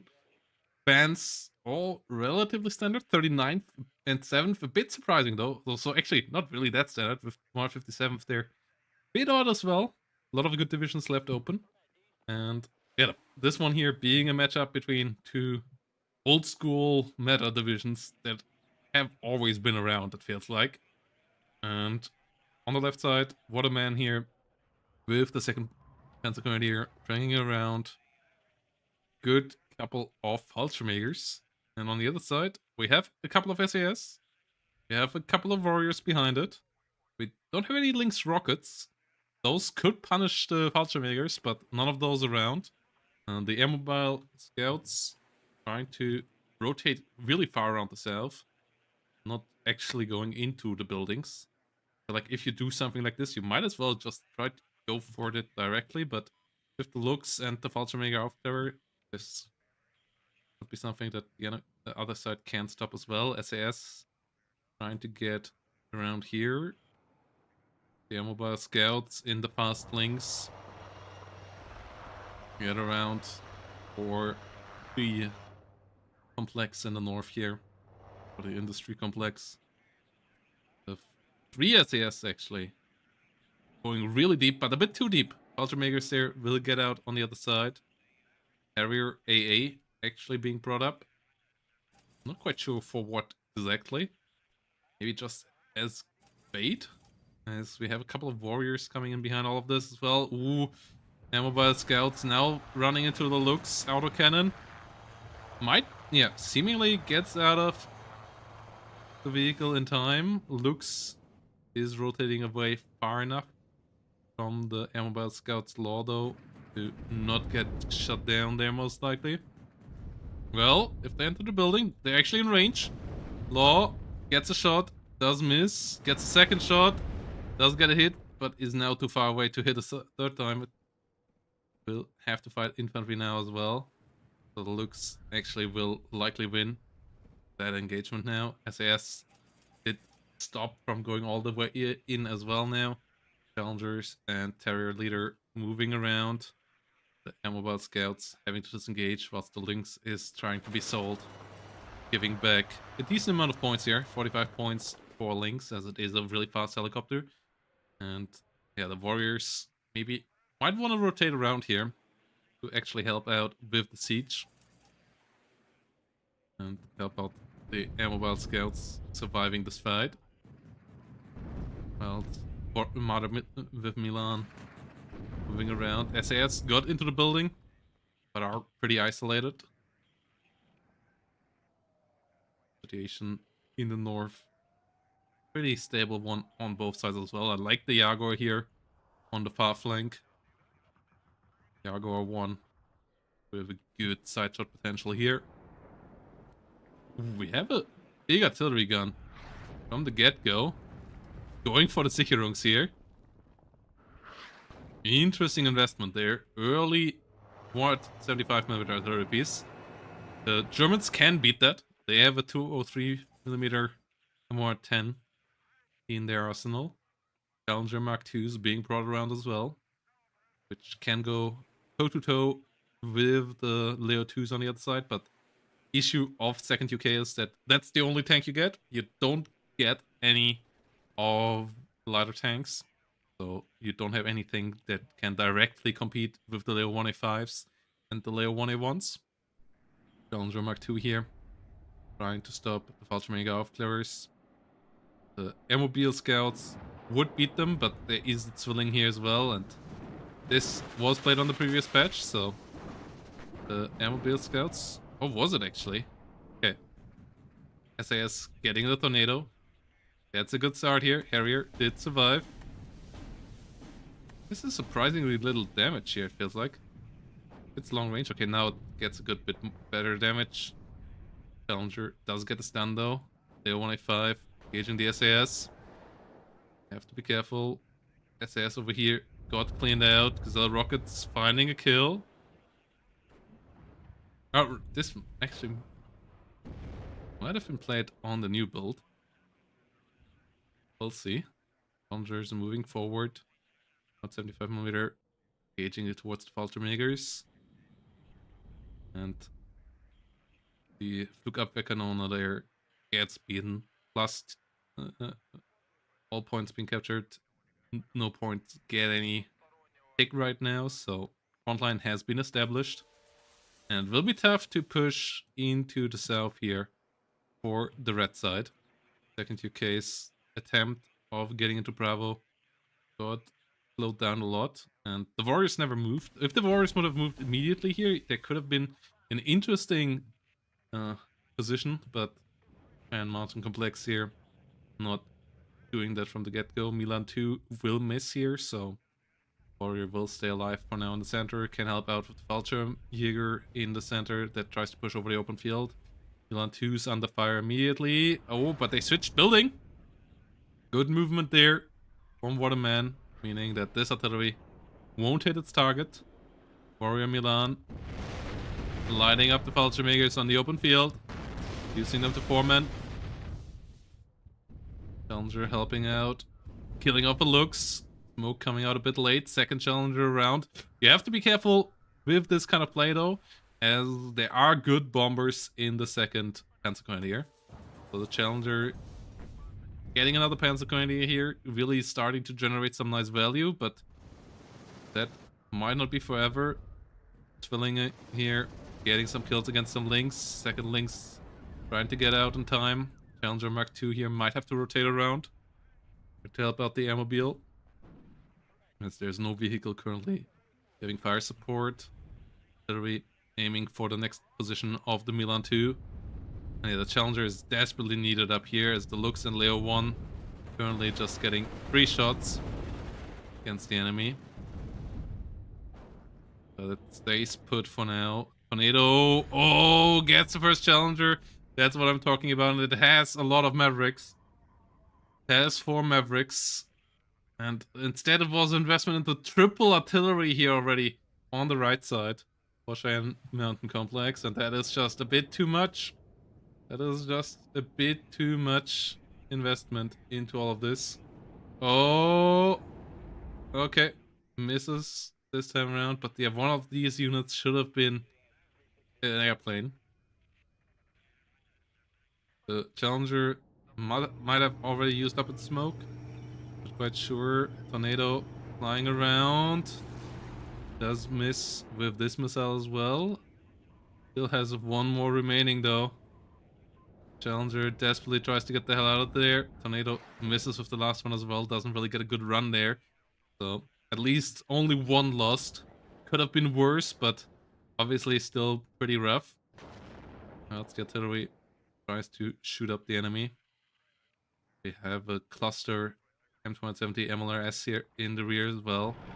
But yeah, this is a bit of the 10v10 level of artillery at minute 8. Like, artillery play in 1v1 can be pretty good nowadays, but this is maybe a bit overeager here. Challenger Mark II. It was, the Tornado wasn't actually having a good angle, so this wasn't just a misroll, this was just a mispositioning. The missile had no way of getting on target, so the maneuvering of Vladik there was the mistake. He wasn't getting unlucky with rolls, he was miscontrolling the plane. Killing a under fire here. Challenger Mark II getting the kill.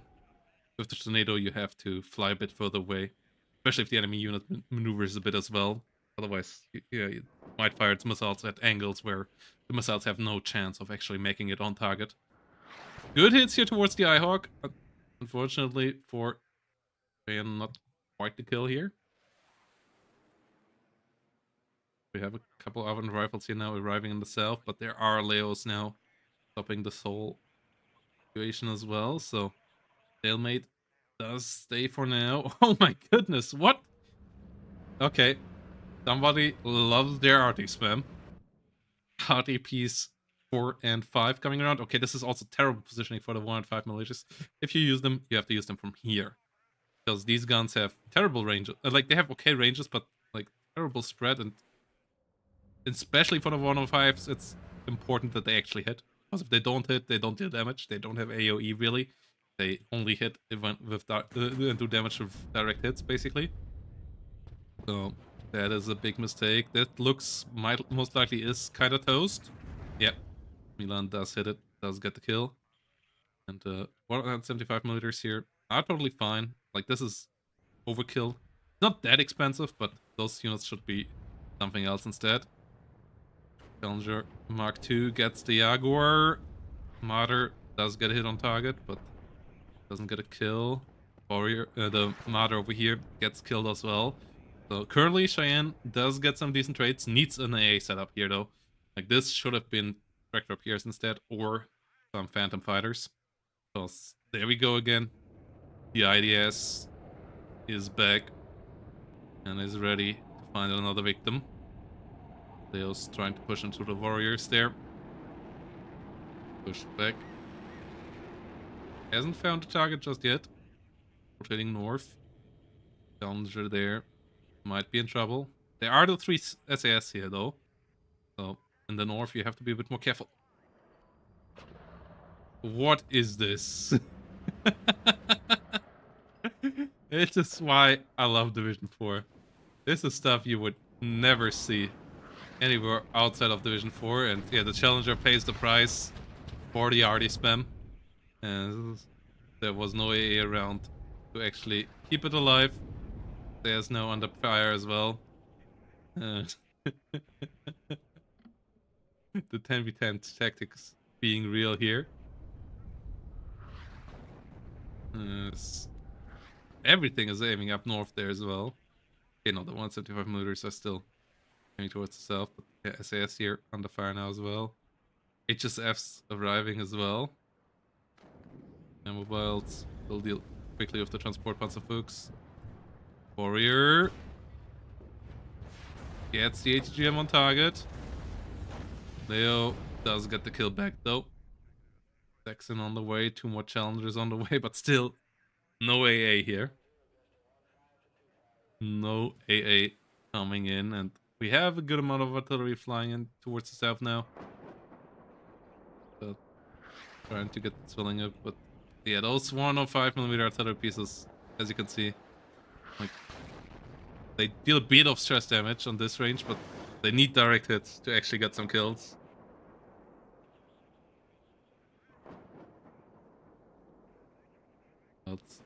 Mobiles trying to deal with Pioneer. 7 artillery pieces on the battlefield here. But really, the 105s should be up here. At least. Maybe even up here. And then they actually could do some damage. If you do it like this, you at least have to get them into a position where they can generate some value, because they are the only difference makers here for you that actually can generate value. The rest of your units can't, because they don't have the good enough combined mechanized force on the front line. So the enemy will win trades against you with their frontline units. So your artillery has to get as many good trades for you as possible, and for that you have to set it up correctly. Gazelle rockets here, flying on way too much value of the enemy here. I'm just getting shredded through because, yeah, there's just way more on the front line for the blue side because of the investment into the artillery. Milans being brought in by Lynxes that also come with Milans. The rocket being shot up. SAS and HSFs under fire. 2 challengers did move north, but still no AA here being brought for them. Artillery does start to do some damage here. But Waterman is ahead in point. HE Bomber gets around. SAS do get the kills. Mobiles under fire in the building as it's filling it, do push forward. Units have to evacuate here. As meanwhile, in the south, warriors trying to hold the line. It's the Sicherungs.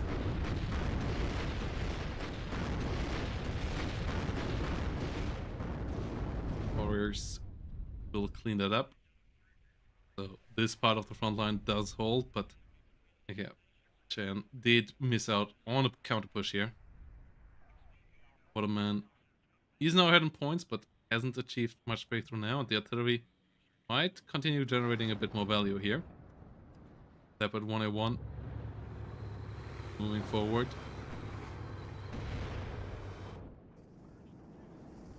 Challenger Mark IIs coming around. Will get the Gepard. Ooh, but the tornado. The tornado comes around, gets another Challenger here. Gets tapped by the SAS. Well, it's the 105mm artillery pieces here. Trying to fight the enemy. A good move there by Waterman. Moving this around. And 2nd Panzer Grenadier here. Setting up for a good push here towards the other side. Towards the airfield and into Echo.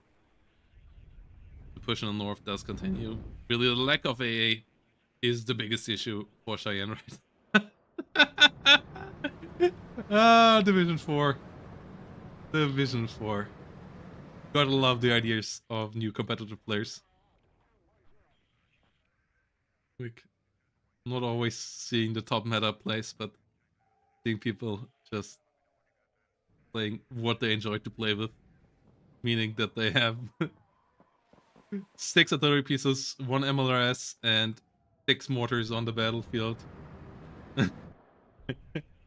Well, I mean, it's not going terrible right now. The units here being stuffed, and the big issue is, can they hold off an Echo?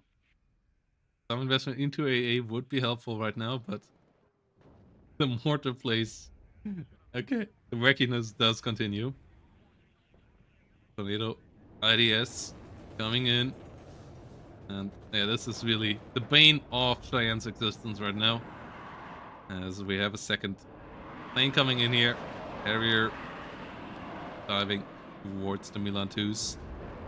So yeah, any kind of AA would be helpful. There we finally go. Tractor up here. Systems on the way towards the northern parts. So you ideally also would want to have phantoms in this. Artillery now setting everything in place. Artillery trying to hit the Leopard 185s.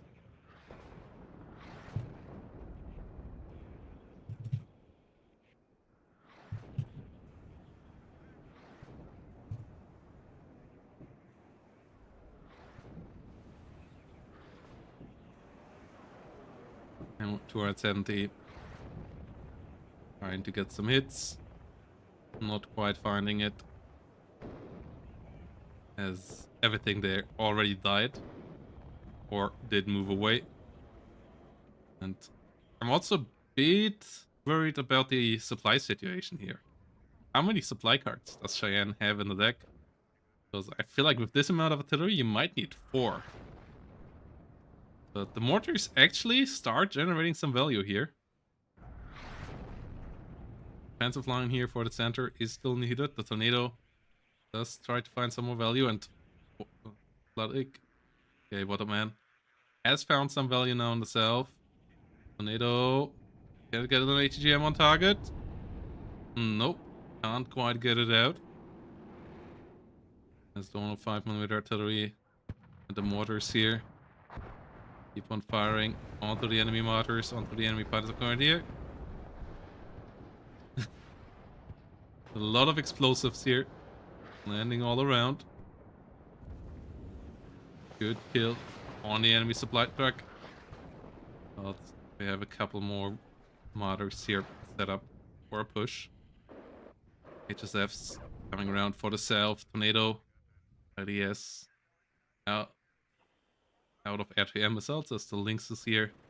Getting in fast reinforcements towards the southern forest. But the F-16 coming in. Ooh. Both Lynxes able to unload their cargo. Pretty clutch there. As the big mortar spam does continue. Rolling thunder here. And this must be so annoying to play against right now for Bloodick. Like, I'm still not convinced that this is the right way to play. But it starts to generate some value here now. And it also starts to create issues all around because you have to control so many units. I'm not sure if these are actually all microed by Cheyenne or if some of, like, for the mortars, for example, you could just put them on auto fire at this point, and the enemy would force the enemy to move their units away or suffer casualties. But you can just focus on something else. Microing this amount of artillery is pretty tough. And that's why we, I guess, don't see the 157 millimeters, for example, firing right now. And there's still 20 minutes, so artillery still has a good amount of time to work here. AA needs to be more still, or more phantoms, but with the artillery, cleaning out the town here should be easier as well. MLRS still needs to be resupplied. Milan 2 Hellarm moving into the middle. But yeah, this is one hell of a battle, and I'm really intrigued how this one will end. Because so far, what a man hasn't found the perfect solution for it. The tornadoes have generated a lot of value, but the rest of the engagements haven't gone amazingly. Okay, but tornado might find even more value here. Ooh, good movement by a challenger. Gets away, and the tractor up here. Get 2 hits. Seaplane has no chance here because they are not radar AA. Ooh, SAS finds a hit as well, but the tractor up here don't find the second one, so both planes damaged, none killed. And do we just see counter artillery now? Oh, it's only an M109. It's too far in the rear as well. That's true for both sides. This is how you played artillery back in 2023. But ever since we have range scaling, you really want to push artillery closer to the front line. Makes it a bit more susceptible to counter battery, but also increases its capabilities by so much. And makes it so much more efficient. Okay, the MLRS gets reloaded now. As Panzergrenadier is moving around. The issue is Cheyenne has to push. If Cheyenne would be on the defense for the rest of the game, I think their chances might actually be okay. But they need to generate points here. As Waterman has 222 versus their 38. So they need to get around and get into one of the enemy zones for a couple of minutes. So the rear point here might be the most interesting for that, but not going to be easy to get there. And here we have a big tank plop now. One Challenger still remaining here up north. Harrier HE coming around. The Milan 2's running out of ammo here. It's one Leo 2A3 with the Leo 1s. And that overwhelms the enemy here. Artillery landing on target as well. Tractor Pier under fire, and this is not looking good here for Cheyenne.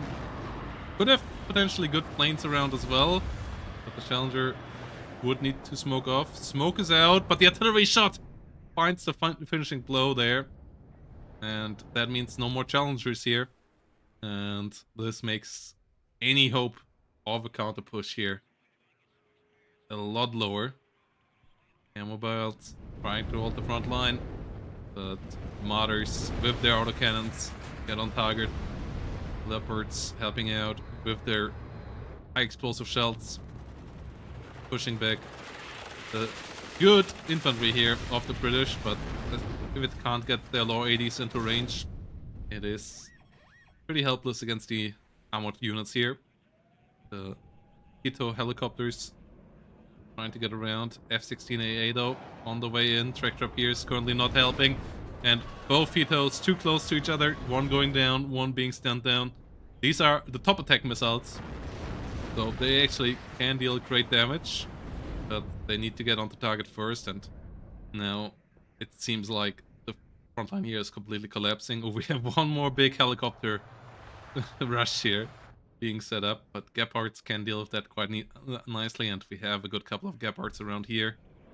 Harrier HA, not the best fighter in the game, and in this matchup, bit useless. Like, there are some matchups where the Harrier AA can be nice bait, can be nice helicopter hunter or so. They're no good helicopters in the 2nd Panzer Grenadier though that you need to run down with Harriers, and there are no short range air-to-air planes that you really want to use the Harrier against, or really slow planes that they could be helpful against. The Tornadoes can shoot them down from long range. The Tornado HE here not quite doing the job. +1 does continue, 15 minutes remaining, and it's looking really promising for Waterman right now. M109's currently still silent. Artillery has been silent for a while here for Cheyenne as well. They should have just been put on auto fire and let them rip instead of microing them at this stage. Yeah, that's why you don't buy this many artillery pieces, because actually getting good targets out of them is so tough. Like, this really looks more like a 10v10 build right now than a 1v1 build. The artillery lands around the Eyehawk here, but mortars need to get completely direct hits to actually do some damage, and even then, you can see here it's not the deadliest. And mobiles trying to hold the front line here. Enemy artillery getting some good hits around as well. While it's 105mm artillery trying to get some damage here on the enemy in the rear as well. Decent stun damage. MLRS, is it on target? No. Well, it will get the Sultan most likely, but if that would be here right now on this whole blob, like, the MLRS would be amazing. But wasting it on the Sultan right now, this is just such a waste. Oh god, this could have been an actually maybe game swinging move if this would have actually been coming in on the rear here. Leopard 2A3 and 1A5s moving back, and yeah, kill happens there. It's it's really funny because they clearly knew about these units because they shot with the artillery on them, but the good artillery actually was wasted on the wrong target. And with the stress they had created on these units would have also been immediately stunned down and couldn't have even moved away. But a bit of a wasted opportunity for an actually potential game swinging move there. Like, if this mechanized force would have taken out, the infantry could have pushed, and then this would have maybe been viable again, though likely not. Like, even with that, because there is just no mechanized and mobile component left in the second UK deck right now. Well, outside of helicopters, but they are not great for frontal assaults, and I have the feeling we were gonna see here why. Gepards and Fliggerfelds starting to really take a toll. Crashing helicopters left, right, and centers. A couple of them landing on the open field. Another one of them bites the dust. Tornadoes coming around, trying to find the last of the enemy challengers. One of them finally gets shut down, but the challenger goes down as well. Rapier FSAs get some hits. Ammo belts get stopped. Harrier HE coming around, and oh no, those airmobiles are pretty clumped up. Two more infantry units falling. Tornado there, under fire, and yeah, this push has been shut down. The martyrs will deal with the rest. Harrier leader trying desperately to get in, but the autocannons will rip through them as well here in a second. But the infantry here does hold quite nicely.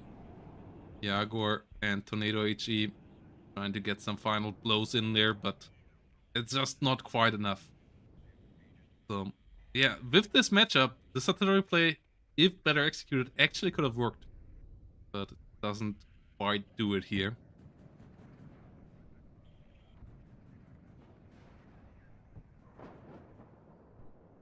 Mobile scouts, but will hit the Pioneer Carl Gustav here. Will get the kill there.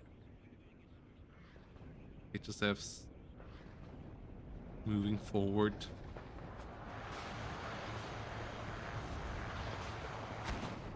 And there we go. Gepard killing off the last of the Lynxes. With that, any hope of the infantry push here working out are completely gone. And with that, the game is gone as well. As yeah, in the end, KD was really close.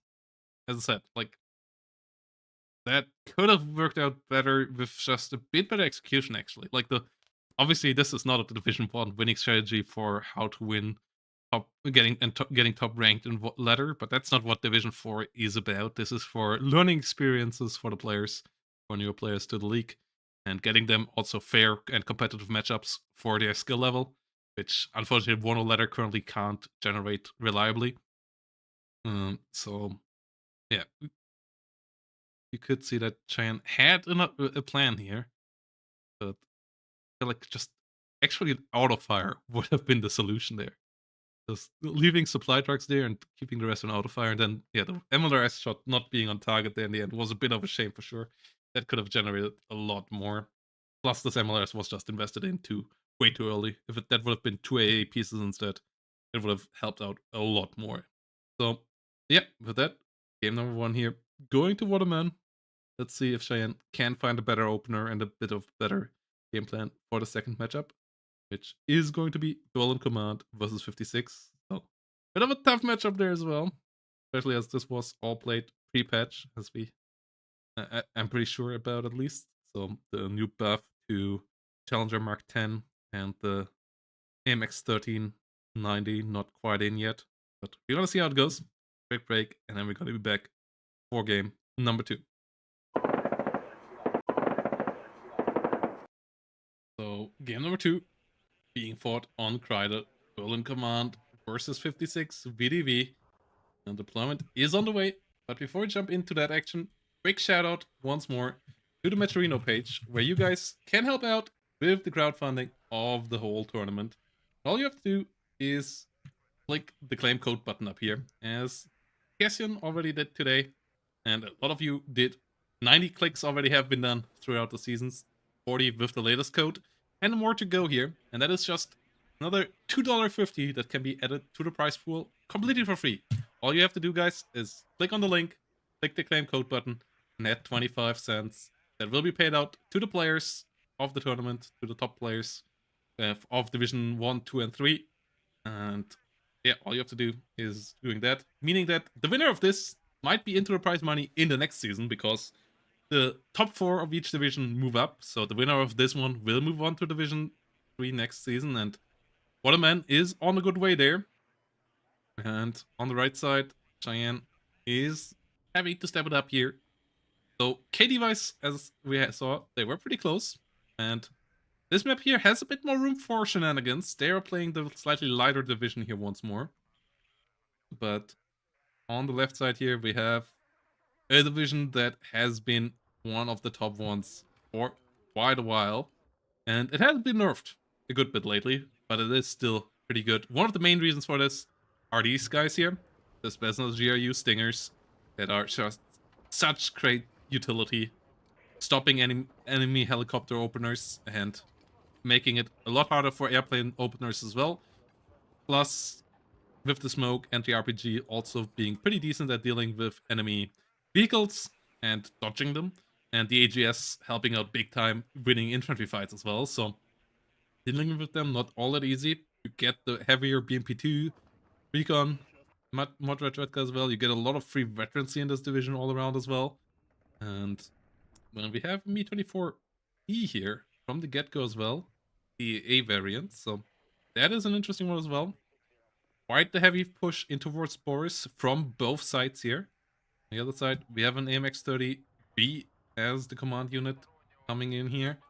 Only tank. Outside of that, a lot of infantry, including a good amount of engineer, flash, and Berlin rifles here in the north to take over Gregory, with 30 volunteers and a good couple of other forces here going towards the center.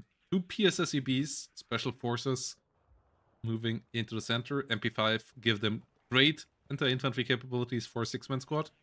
The lack of Mistrals or Stingers here in the south is a bit of a worry though, as that means that the Mi-24 might just be able to roll over these units if they position themselves a bit wrong in the forest, and the rockets can actually get on top of them without them all shooting back. So we'll see what the final deployments here are gonna be for Cheyenne.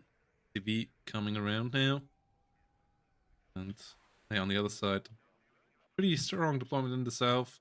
Decent deployment into the center here, getting into this forest as well, and likely gonna force the PSSEB back or kill them off there with that deployment. As we also have some Veroniki Medis. Pretty light deployment in the north with some such Vetgas in BTR 60s. Moving around there, getting a bit quicker, but heavily outnumbered by the enemy infantry on the other side. Area cluster coming around from the get-go. As air-to-air missiles can run down onto the Mi-24P. So 2 hits of the Mi-24P R60Ms would kill the Harrier GR3 as well, as it only has 8 hit points. And it has to be careful of the Stinger infantry here as well. Finds the enemy though, gets a hit, and gets the kill. Will get out, but that's a fair trade. 165 points here. So we'll move forward.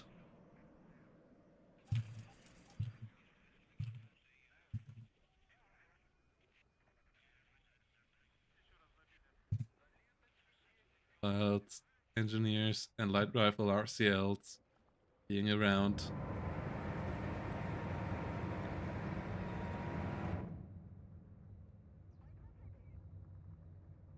It's here, moving in Engineer Flash will stun down the enemy infantry here quite quickly. RCL's pretty helpful in these fights as well. Without BMP2s, this should be a victory here for Cheyenne. First infantry unit already completely annihilated.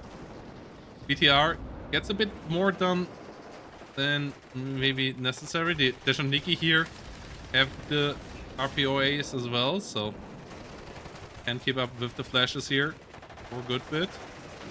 And the BTR 70 actually not being hit there, that's quite annoying for Cheyenne. We have a good couple of Gazelles here coming around in the center, pushing back the enemy. Stingers are around on the other side though. AGS unit not quite dead yet. As the Stinger finds another shot, finds another kill. So yeah, fight on the self, now being assisted by BMP2s. Will go the side of What a Man, but at the same time, Cheyenne pushing to the north. Gazelle rockets being heavily reduced. MX-30, no, don't come out to the open field. Does get missed, but needs to get the hell out of there. Needs to smoke off as well. Bedford supply on the way for the south.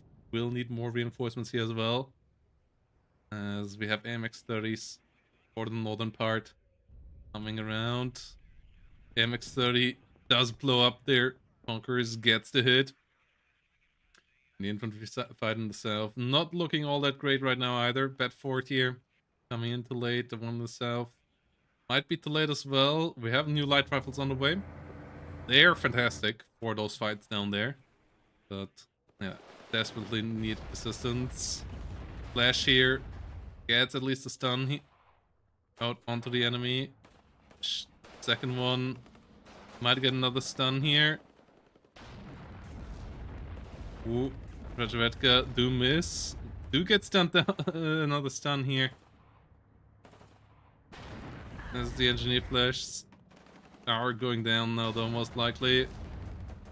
Heavy stress damage onto the enemy Rajavetka. But it does get the kill on both engineer flashes. Is out of ammo though, so their sacrifice wasn't in vain. As the CV at least survives. Currently Voltageers on the way with a decent LRCA. Engineer Dragons coming up as well. Chieftain Mark 10, but yeah, played on the previous patch, so 180 point. Not the most cost efficient tank at this point. CV getting into the north, setting up a +1 for Cheyenne. We have Freiwillige Polizeireserve, militia forces here moving around. Also we have Gauncies on the other side. Modrashvetka might be going a bit deep. There is a low 80 in the British Berlin light rifles. Berlin rifles. MX-30s here coming around from the side as well. So this should be cleared up with a bit of pressure from Cheyenne. And then you can start enveloping the northern zone. So start for Berlin Command here. A good bit better than what we saw last game from 2nd UK. So this is looking a bit more promising. The center fight obviously not amazing, but the flanks here going quite well. Northern flank going pretty well. Light rifles here have to be careful to not overextend.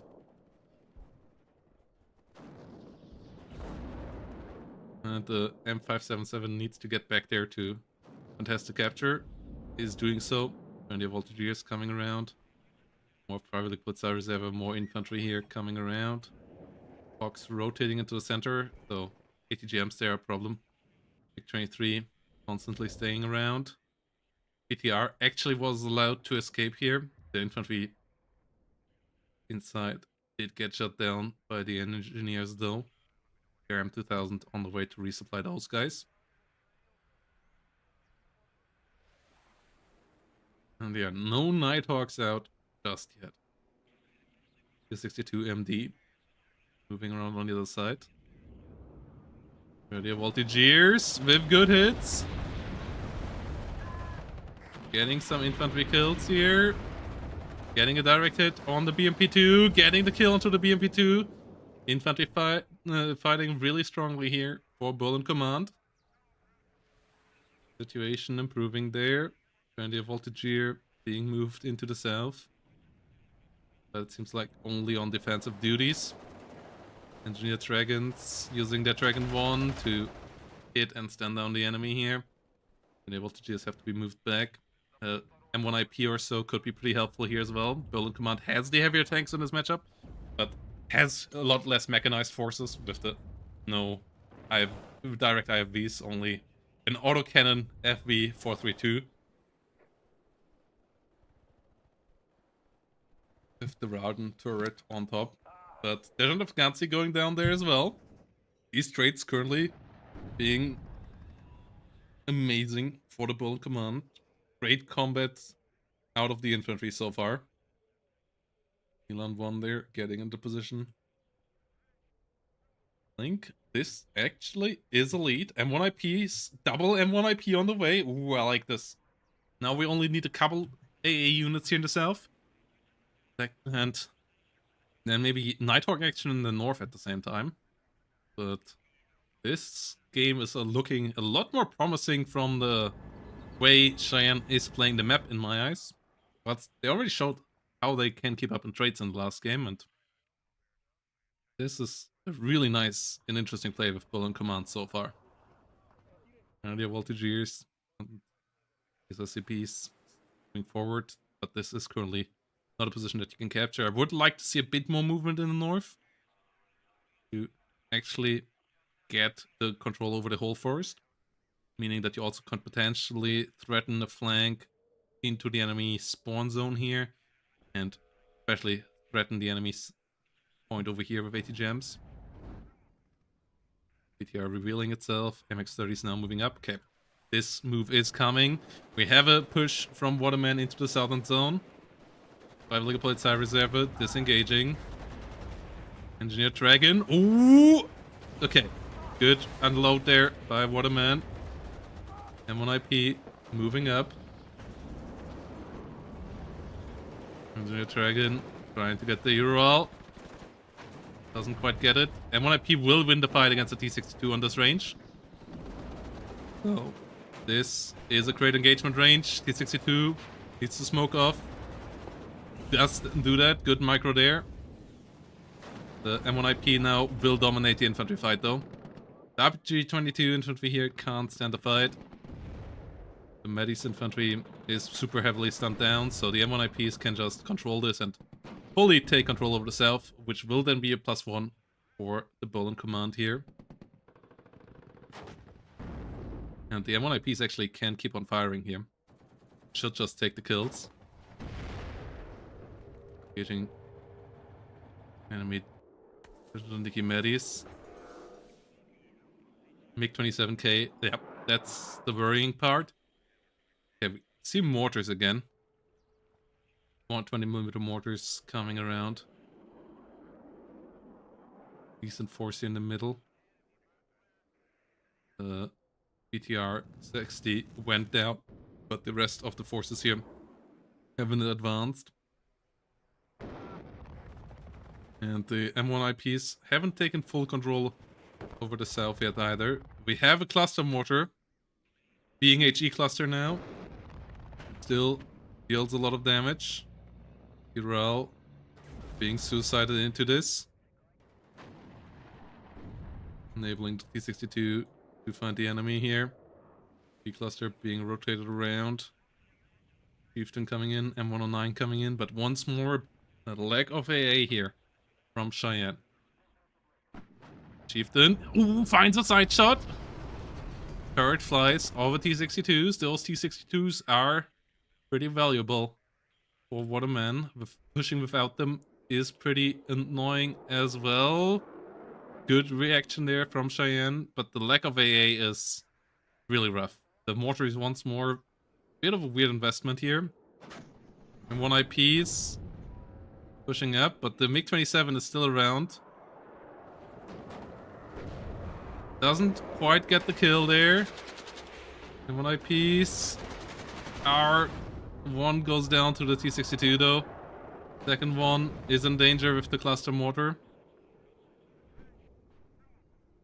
Well, we have an AT plane coming around here. Ooh, gets a Chieftain Mark 10 here as well. Yeah, big misplay by Cheyenne. I have another Mark 10 moving around, coming in here, but really not using the good Mistrals, not using the get big man pads instead of investing into mortars. Once more, the AA being the massive weak spot of our player in blue, and all the good advantages that they had just generated with the great ground micro just wasted away. And those are the moments where people start to flame air and how OP air is, but in 90% of the cases, it's avoidable losses. And if you actually play correctly against air, you usually trade up in cost efficiency. And yeah, this is just the point of completely ignoring deadly threats to your forces and instead investing into units that have no great value at all right now. And the South now likely even about to collapse here, as those two tanks were absolutely crucial, and these just don't do anything. Like, Cheyenne seems to be too addicted to artillery, and this is not what this mode is about. Like, the 2 M109's great. One mortar for smoke, one mortar for even for HE, great. But 4 of them is just way too much, and Engineer Dragon here and co could really need some help right now instead. In direct fights on the front line, like 1 infantry with AT would be going so far right now. But instead the whole selling point gets lost now. And this is a pretty rough spot.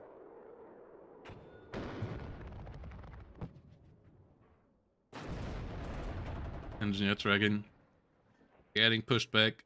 Is a rocket moving forward.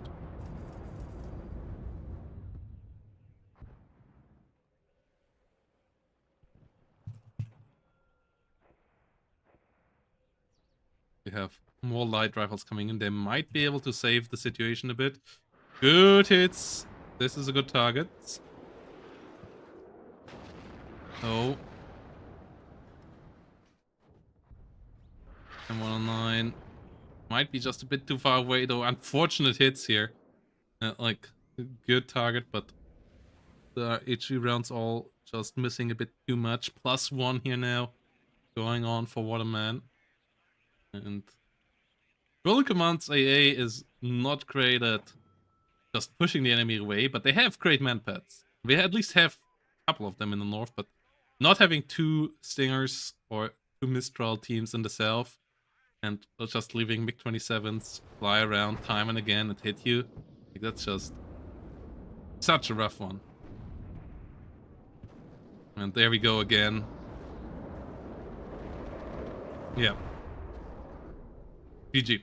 Like, this is game-ending damage there. And it's just the same, because Cheyenne played so well, but you just can't get away with ignoring one important part of the game completely, and instead investing into something that is over-investing into something that is just not that impactful at this stage. Area cluster coming around. They'll try to get the T-62, but losing your most important tank like that, yeah, now the plane goes down, can't protect himself against enemy. Now we come to see a Stinger, but not after seeing 4 more mortars. Like, this is... Somebody should block the artillery tab for Cheyenne. Like, or somehow block the mortars at least. Like, they aren't supposed to do this. Like, mortars in 1v1 at best are there for a bit of smoke, but using them for HE firepower is not gonna work. And there we have the 2 Mistrals that should have been around here for the last 10 minutes. Infantry trying to push back in, but you can't push back in. Like, once you're pushed out here in the south, you can't get in without mechanized forces, and the mechanized forces all have disappeared, so this is a tough one. Stingers coming around now.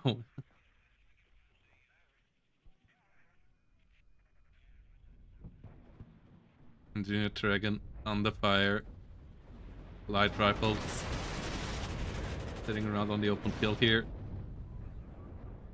desperately trying to get back in, but the BMP2s and T62s now have a lot of room for maneuver. Nice catch here on the enemy vehicles on the side, but yeah, what are all these mortars? Like, we have seen that Cheyenne can't even micro them all. Like, I wonder what this is really like a, oh yeah, I just like mortar spamming and I'm doing it for the fun, or if this is like a panic buy, like, because they are microing their artillery piece as well, and they're microing up to 6 pieces okay as well, but you just can't micro 10 units like this, like 10 units behind your line efficiently. Like, this takes so many APMs plus so much attention away from the frontline micro. Can't afford that. And yeah, everything here just is collapsing right now. M1IP being bought again, but we can't even run into the mortars now because there are no combat forces on the front line, and this is going pretty rough. Nighthawk coming around here will hit the T62 MD.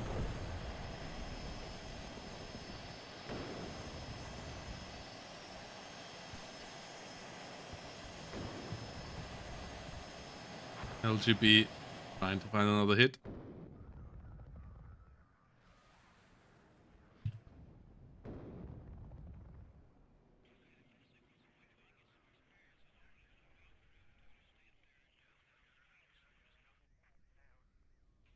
LGB trying to find a new target. Finally, the Nighthawk has arrived. Bit of a missed-targeting situation there. Losing track. But, oh no! Chieftain driving a bit too deep there, and the BMP2 push will come around. 109 will try to land on the T62 in the north. Not quite getting the hit. MD trying to get the A60ML. This one disappearing away. So yeah. This is looking like what a man is going to make into the semifinal and into Division 3 next season with that. As the situation is currently quickly deteriorating, and really Cheyenne only has to do one thing better, and that is buying AA and leaving the fingers away from the artillery tab after buying the first 2 units. Like, the first 2 artillery units have done great in both games. And every single individual artillery piece that they bought after it was a massive mistake. The M109s did fine here once more, or did pretty great. The 2 M107s in the last game did amazing. But even the cluster MLRS in the last game was already not doing so much, and everything else was just not doing a great investment either.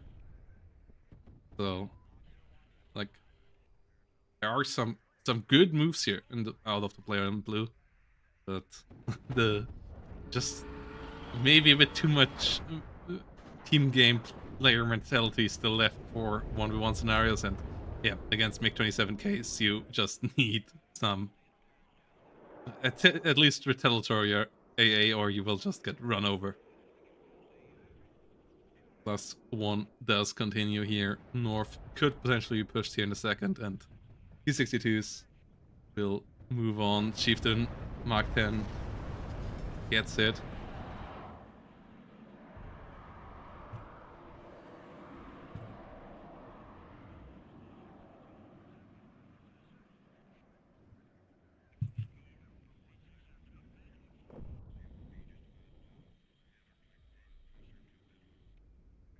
Session RPG 22 getting pushed back. AA1 moving around. M109 not finding it.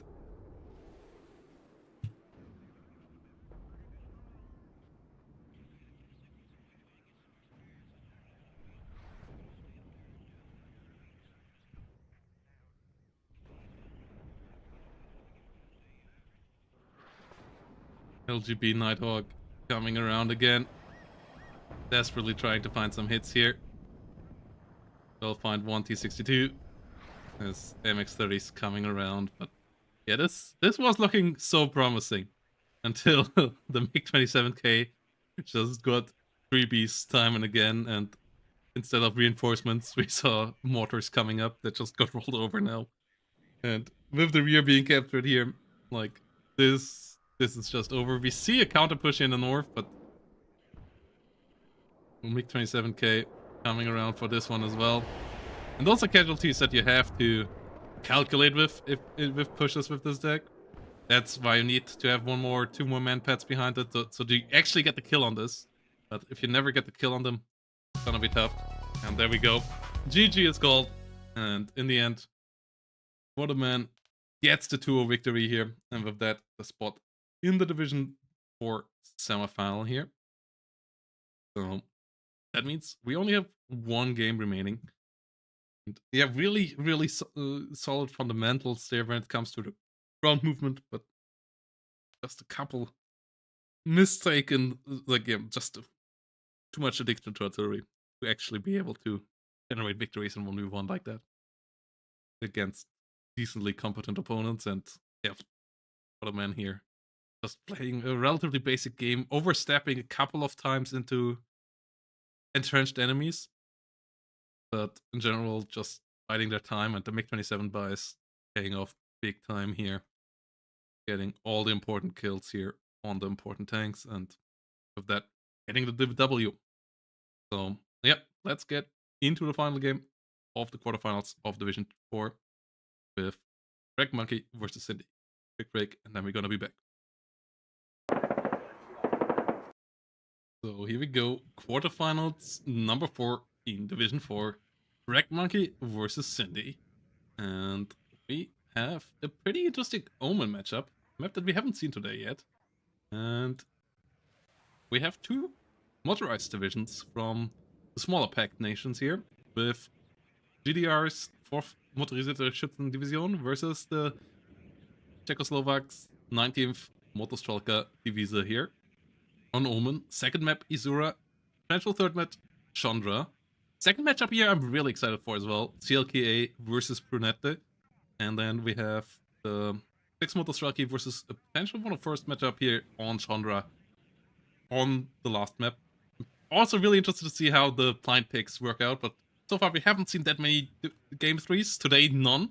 Today's all games have been one-sided swings, so let's see if that happens here in the final one as well, or if Cindy and Rake Monkey can give us a game number 3.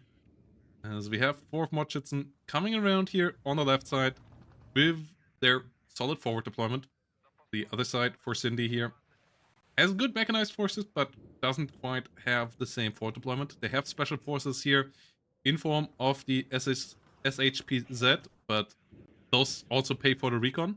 So the Fallschirmjägers here, most cost efficient and also further forward deployed special forces. So the advantage for the capture of Boris in the hands of Red Monkey there potentially can move towards Gregory here as well, but seems to play defensively there with Fallschirmjägers, so likely gonna be a clash for Boris, and then relatively defensive setup here in the north as well, so no threat towards Ivan there. But on the other side, we actually have a pretty interesting double Mi-17 rocket Visatkari deployment here, coming around on the right side, and the Visatkari trying to deploy directly into the forest here with their rocket Mi-17.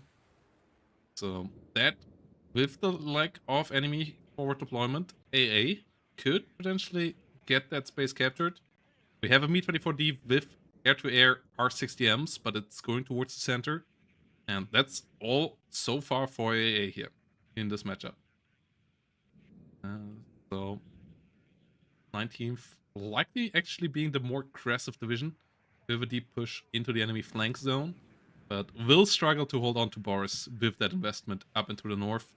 Yesterka, a Siniste LPO with the flamethrower here, and a BMP-1 with Motorstralzis. So decent sized push there north. Not a massive, like, I go into Elena kind of push, but I will challenge Dimitri and try to capture that kind of setup. Whilst we have slight defenses here with around Gregory with recon units, and then really defensive setup in the center. So basically, surrendering Boris for the beginning to the enemy, with all units here playing really defensively and just fighting in the open space, and that makes perfect sense against what the other side can bring around as forward deployment. So, game has started. Gonna be interested to see if we see any fighters. And yeah, there we go. MiG-21s against 2 MiG-29s. Ooh, that might be a big win for Rek Monkey here. As the MiG-29s should be able to overwhelm the MiG-21s. And then they also could potentially find the MiG-17, the Mi-17 transport helicopters. If they engage 1 versus 2, the situation might still go the other way. But coming in hot here. Gets 2 missiles shot out, pushing the enemy back already. MiG-21, number 1 pushed back. Second MiG-29 here engaging a bit late, but the other MiG-21 here already nearly down. Gets the kill. And now has chance to find the enemy helicopters here. Might have seen them already. There we go. Good reaction from Cindy here, but a bit too late. Big victory here for Rek Monkey. This is what you want to get when you open up with double MiG-29. Really, really big win. And the second Wizardkari here having to unload way further forward. The Mi-17 getting strafed on the ground a bit here. Whilst the Mi-2 tries to find the enemy. Yesterka coming forward now. Will push the helicopter back. MiG-27 maybe should move back now as well, but this is a really great opener for Rek Monkey. Only slight notch there is that the first MiG-21 actually made it out alive, but outside of that, 2 good kills, MiG-29s all still alive, so this is kind of what you hope for. Enemy not close to Dimitri yet, so would like to see some more deployment towards there though. Seems to be that Rek Monkey now realizing that the enemy invested quite a bit into the north. Maybe is considering to flatten their southern zone. Like, this is seemingly what is the plan here now. Group coming towards the middle. BMPs here slowly capturing the rear zones. Not the most efficient pathing. Would be better to move this one now to the center and buy a second one for the north. Well, it's the Mi-17. Still, at least finds a victim for its rockets here. MiG-29 tries to get the kill there, fails to do so, and now is out of ammo and out of rocket missiles. So Yestaka only getting a bit more damage, and it should get the hell out of there now. 29 still flying around. That's a bit of a mistake. Ooh, Mi-24 here actually finding some free value against the BMP-1 here. Good rocket hits. The Yak-B might be able to find the kill there. Not dealing the greatest damage, but does it over time. And capture still happens here for Cindy, but the kill does get through. 29 is back now. Ooh, MiG-29 here of Cindy coming in now as well. Woo! Lucky hit there with the super stressed out Mi-24D. No fighter out for Rek Monkey right now. And that means the Hind likely is going to go down here. There we go. No MiG-23 on the way. The MiG-29 is currently both repairing. So this MiG-29 of Cindy gets the value. And Rek Monkey playing this all a bit slow right now. Like, the push towards the south is going on quite slowly. The capture in the center not happening. +2 here. Decent take given to Cindy. As VMP1 now moves into the north, has to move back all the way here now and then into the center. Like, yeah, this pathing of the CVs not planned out that amazingly here by Rek Monkey. Still ahead, but the northern situation, also the reinforcements here coming in a bit late in general as well. Now the PMP for the north. Yeah, this could have all been done a bit smoother, and this gives Cindy a nice window of opportunity to actually still get the value out of the Mi-24s. The Mi-17s. Mi-24D now being brought up to the north. Igla team finally being bought. That's 2 T-55As move up north as well. pushing the south. Moves in as the BMP-1 here finally moves towards the center. Should have been here immediately and then actually maybe could have moved towards Gregory already.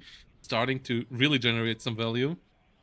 We have the MiG-29 being back for Wreck Monkey. Not quite getting the kill here against the Mi-24. And there is the potential for another MiG-29 on the other side. So this one has to be careful. Double coup it is instead right now. That's not half bad either.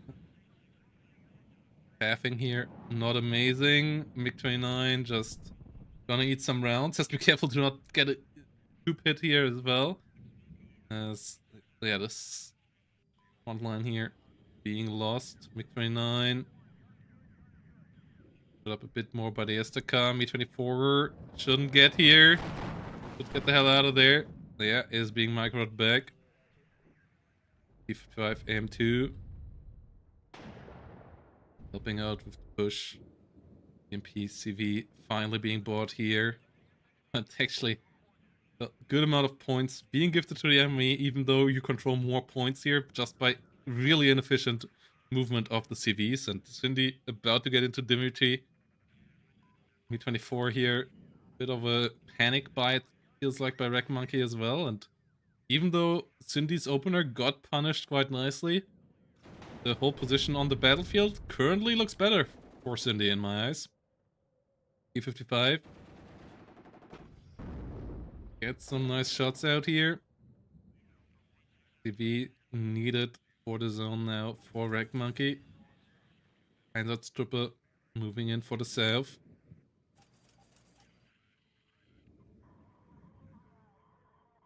BMP TV will capture that, reduce it to a +1.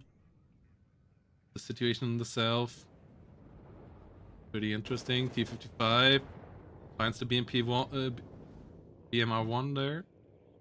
No, BMP-1, recon actually. Me-2 URP with the weak Malyutka ATGMs won't be able to kill the T-55, but still can stun it and damage it a bit. So far, no hit though.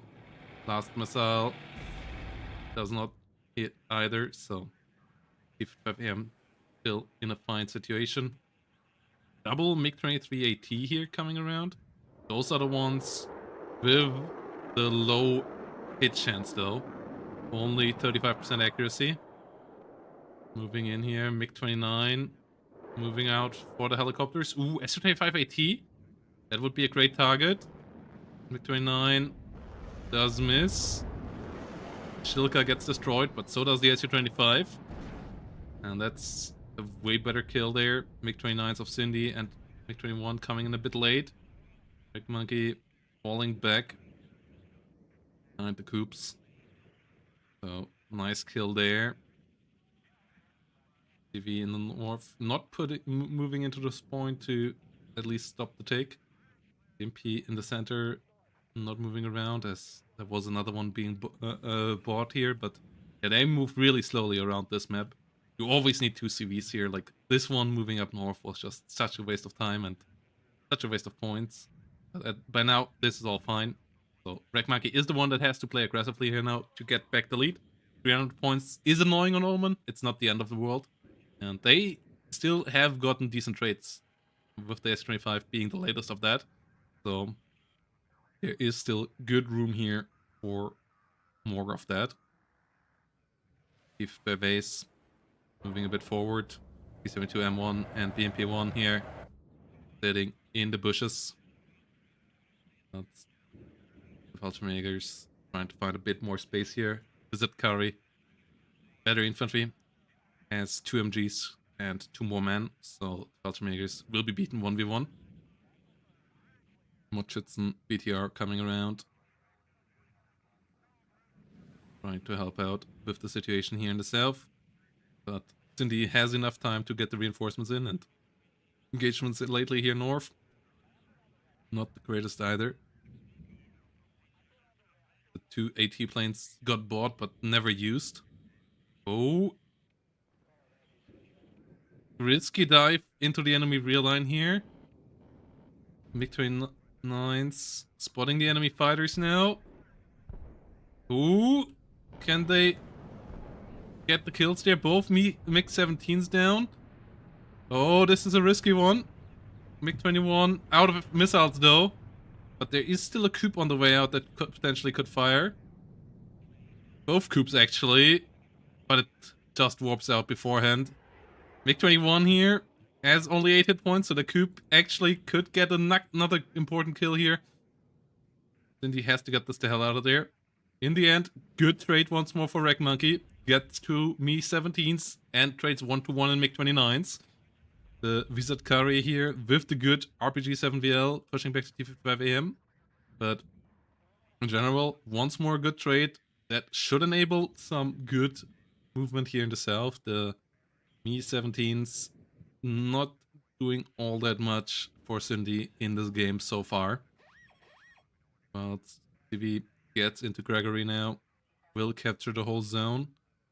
Will get the take back online here for Wreck Monkey. BMP-1 in the north finally moves in as well. Motschützen and SVD moving around the flank. Conquers finding the SPW-70. But that's not the end of the world. And it's Truppen moving around the side. Chilkas and Coops moving around to get better air defense in the south. As the infantry does unload and does that moving forward as well. +1 achieved, +2 soon to come. Igla does move, get out of the vehicle in time. E-24D will get its rockets towards the Conquerors, so good reaction there from Cindy. Disengaging out of this. Or the Falanga gets close to it. But +2 now, finally, for Wreck Monkey. And that will swing around to take here within 5 minutes. Meaning that Cindy might have to get a bit of a move going here in the north again. Conquers under fire. Yestercar currently not in the position to do something here, but the Mi-24 has to be careful. Doesn't want to advance all that much further. As the Yestercar is about to come around. Catching the Conquerors would be nice. ATGM planes hitting BMP-1s. That's not the targets that you are aiming for. T-55M2 in the south goes down. ATGM misses the T-72 and the Coups are too strong there. T-55As against ATGMs and T-72s, that's not great either. Wreck Monkey losing this fight here. And yeah, the MiG-27s, big mistake there, I think. The MiG-23s, that was absolutely not worthwhile, that investment. Coups, both out of rockets right now. So the seaplane here, not actually generating all that much value. Trying to hunt down the Su-25 on the other side.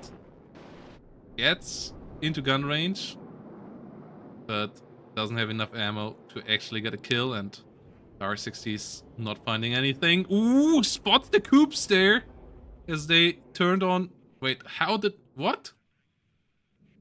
Why did it fire that seed missile? Okay, that was weird, because it didn't get resupplied. Okay, that was an odd one. But, yeah, in the meantime, Motschützen and SVD fighting in the north. Wizard Curry being pushed back. Usually, you know, out of ammo means it can't be targeted. That's why it didn't get targeted in the way in. So, no idea why it was targeted on the way out. Motschützen BTR advancing forward. Autostrelcy. Can anybody please clip that? Yeah, on Twitch, maybe? That would be great. Because I need to show that to you, to Eugen. Hoop hits the Su-25. Ooh, Igla gets the kill on the Su-25, so Wreck Monkey once more back with the air trades. Ground combat not going amazingly right now, though still better than maybe expected there. BMP-1 killing a BMP-2. MiG-29 stays alive. Motschützen here holding the line. BMP-1 had to disengage, so the pick will stop in a split second. But Chilka gets the Mi-2 as well. Mi-17 here has to be careful. Chilka potentially could rotate around there. There is too much red now around here in the south. Actually Find a kill. Another seed plane being brought in. Oh, it's actually attacking directly. Okay, and then it fires the seed missiles. Okay. With attack order, I guess. Okay. Gets the coup. And the LPO goes down.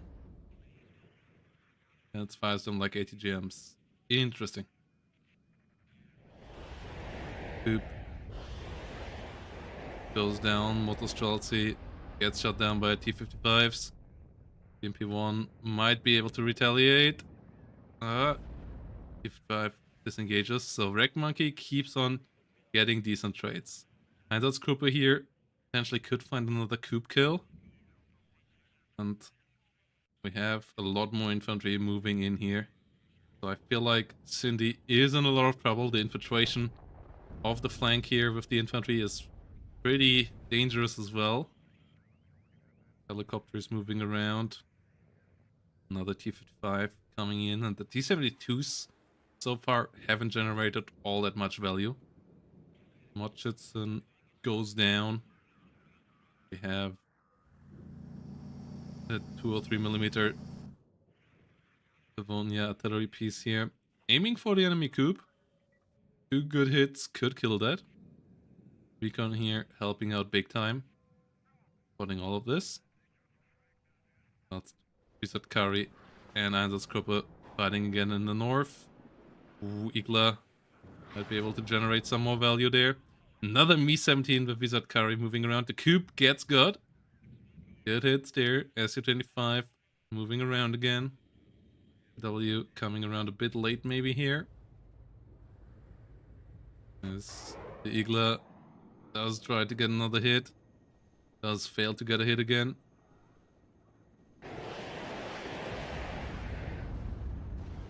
And does miss one more time. Yesterka gets shut down by the Motschützen over here. Ooh, the Motschützen SVD. Potential flanking shots here. BMP-2 under fire as well.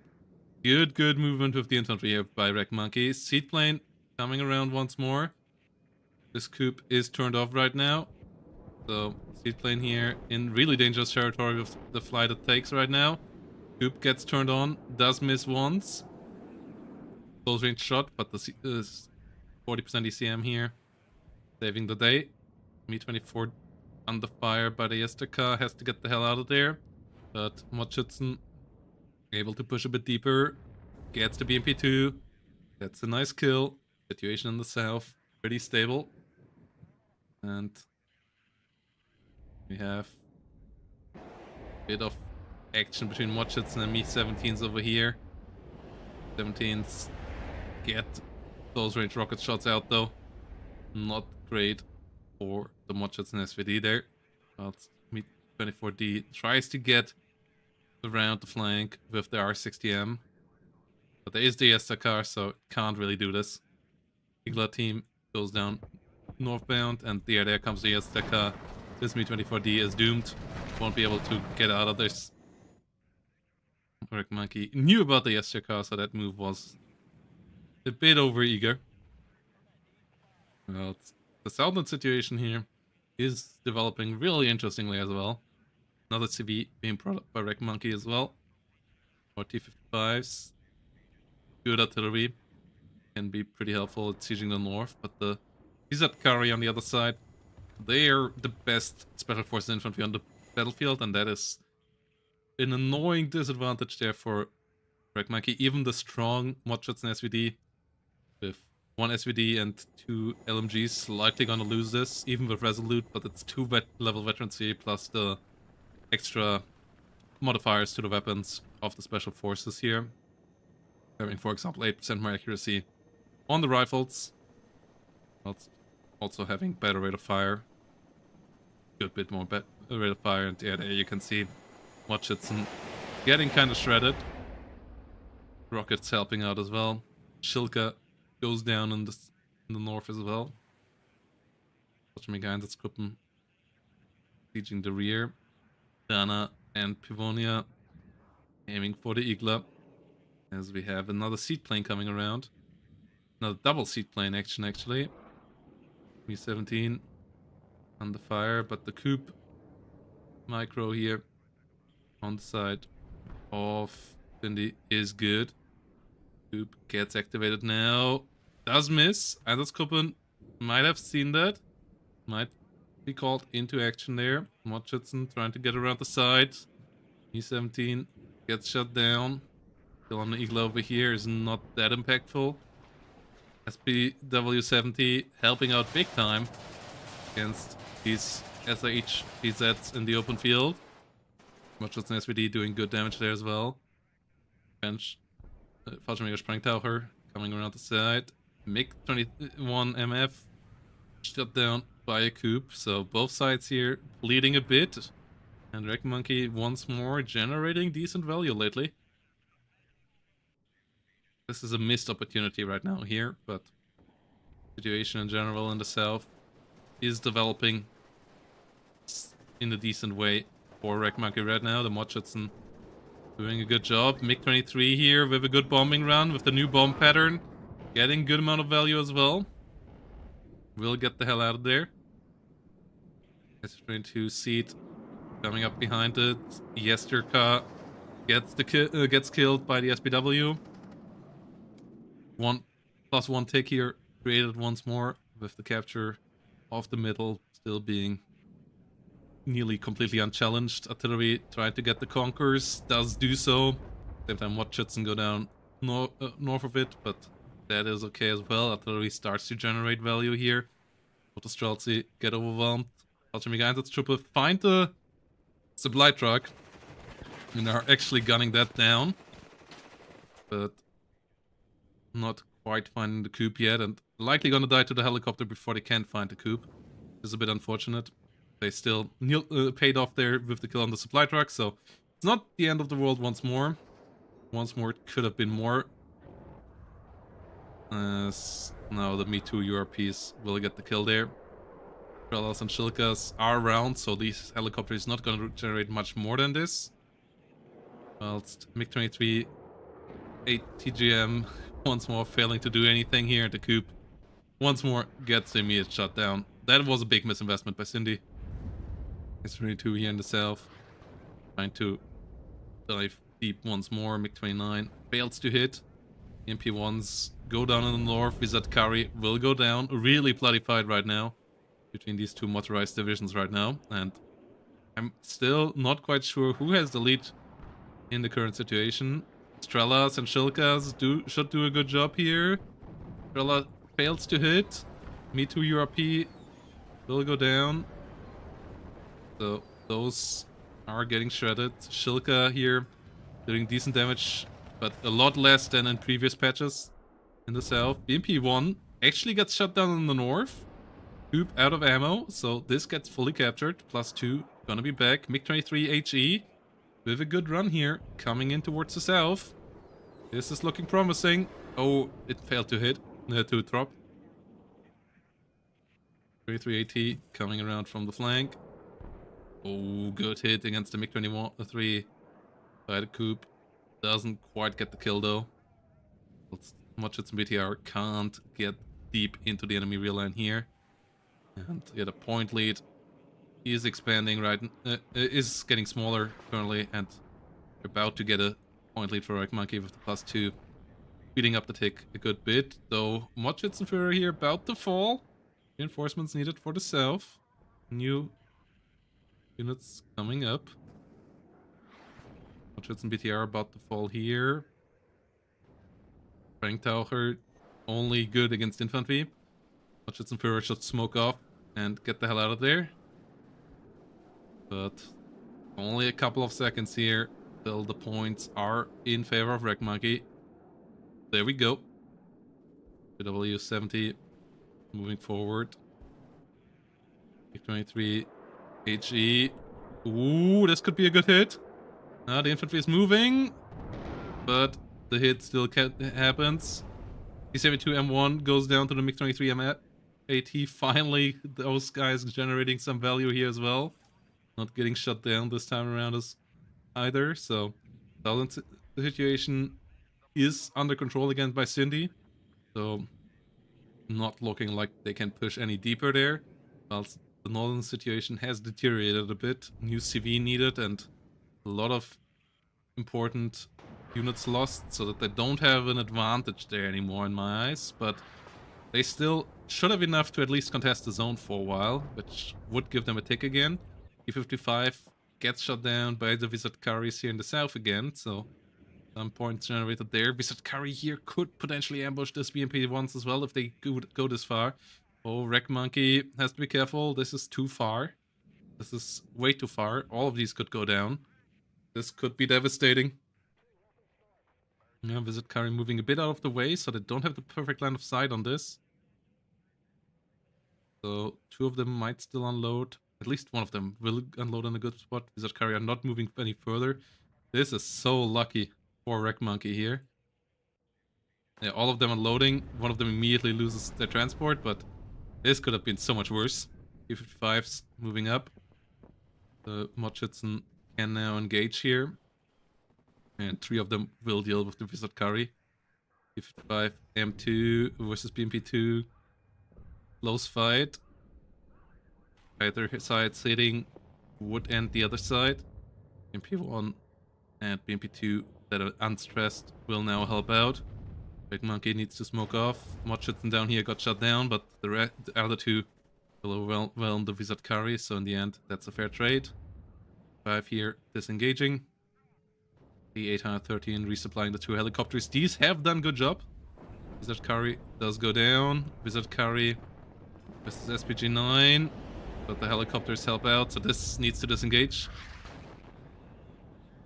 Whilst the Mochitson move on, will get another BMP.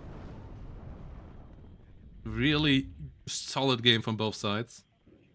And good pound for pound trading here. And I also like that they play it wide. Like, a lot of times we see that gets bugged down either in the middle or in one flank, but both sides know that they have an advantage on one side and they have to push up some pressure there and try to do so. Not all 100% well executed, but for Division 4 this is a super high quality game right now. I mean, in general, Division 4 has improved so much compared to previous seasons, but even compared to the other games that we have seen so far today, this is the closest that we had at this point in the game. And this is also a really well executed one for the most part. The W70 goes down, but we get a couple of BMP2 and BMP1 kills here for Wreck Monkey. And Cindy really needs that CV up north again. Up to take. And might be in a good spot now to challenge the center. As they did do a good job of the artillery. The Danas and the Livonia have done a good job. Airplay, not so much. Another SU-25 bites the dust. That's really where Cindy has fallen behind a lot, with helicopters and planes being lost. But new CV on the way in the north will stop the take. Lead plane trying to come around for the Mi-17 will find another kill there. And the T-55A might even find a coup here now. Not quite yet. New CV needed for the south here. Is there one on the way? No, but oh, we have the BMP-1 leader here still. Vladimir Gains's trooper coming around. That Curry actually didn't get on top of this. And this trooper will kill this off now quite quickly. Conkers got killed up north and has stopped the take. But no next helicopter here being hit. And the next seaplane already coming around to deal with it. And with this cluster here being about to be overwhelmed. Ooh, seaplane finally going down. Victory 9 doing its job. Gets hit a bit as well, but finally both seaplanes bite the dust. They have generated their value here with a lot of risky plays. Wizard Curry gets up north. TV might have to move around here now to get around this flank. Mochitson pushing forward. Faltermager Medis should move up as well. Yes, their car goes down in the north. With the Strelkasi trying to cross the open field. The CV needs to get in here now to restart the take for Wreck Monkey. as the forces here get overwhelming. Might even get tough for Cindy to hold on to Feodor. And that is a bad news, meaning that Cindy kind of has to push in north.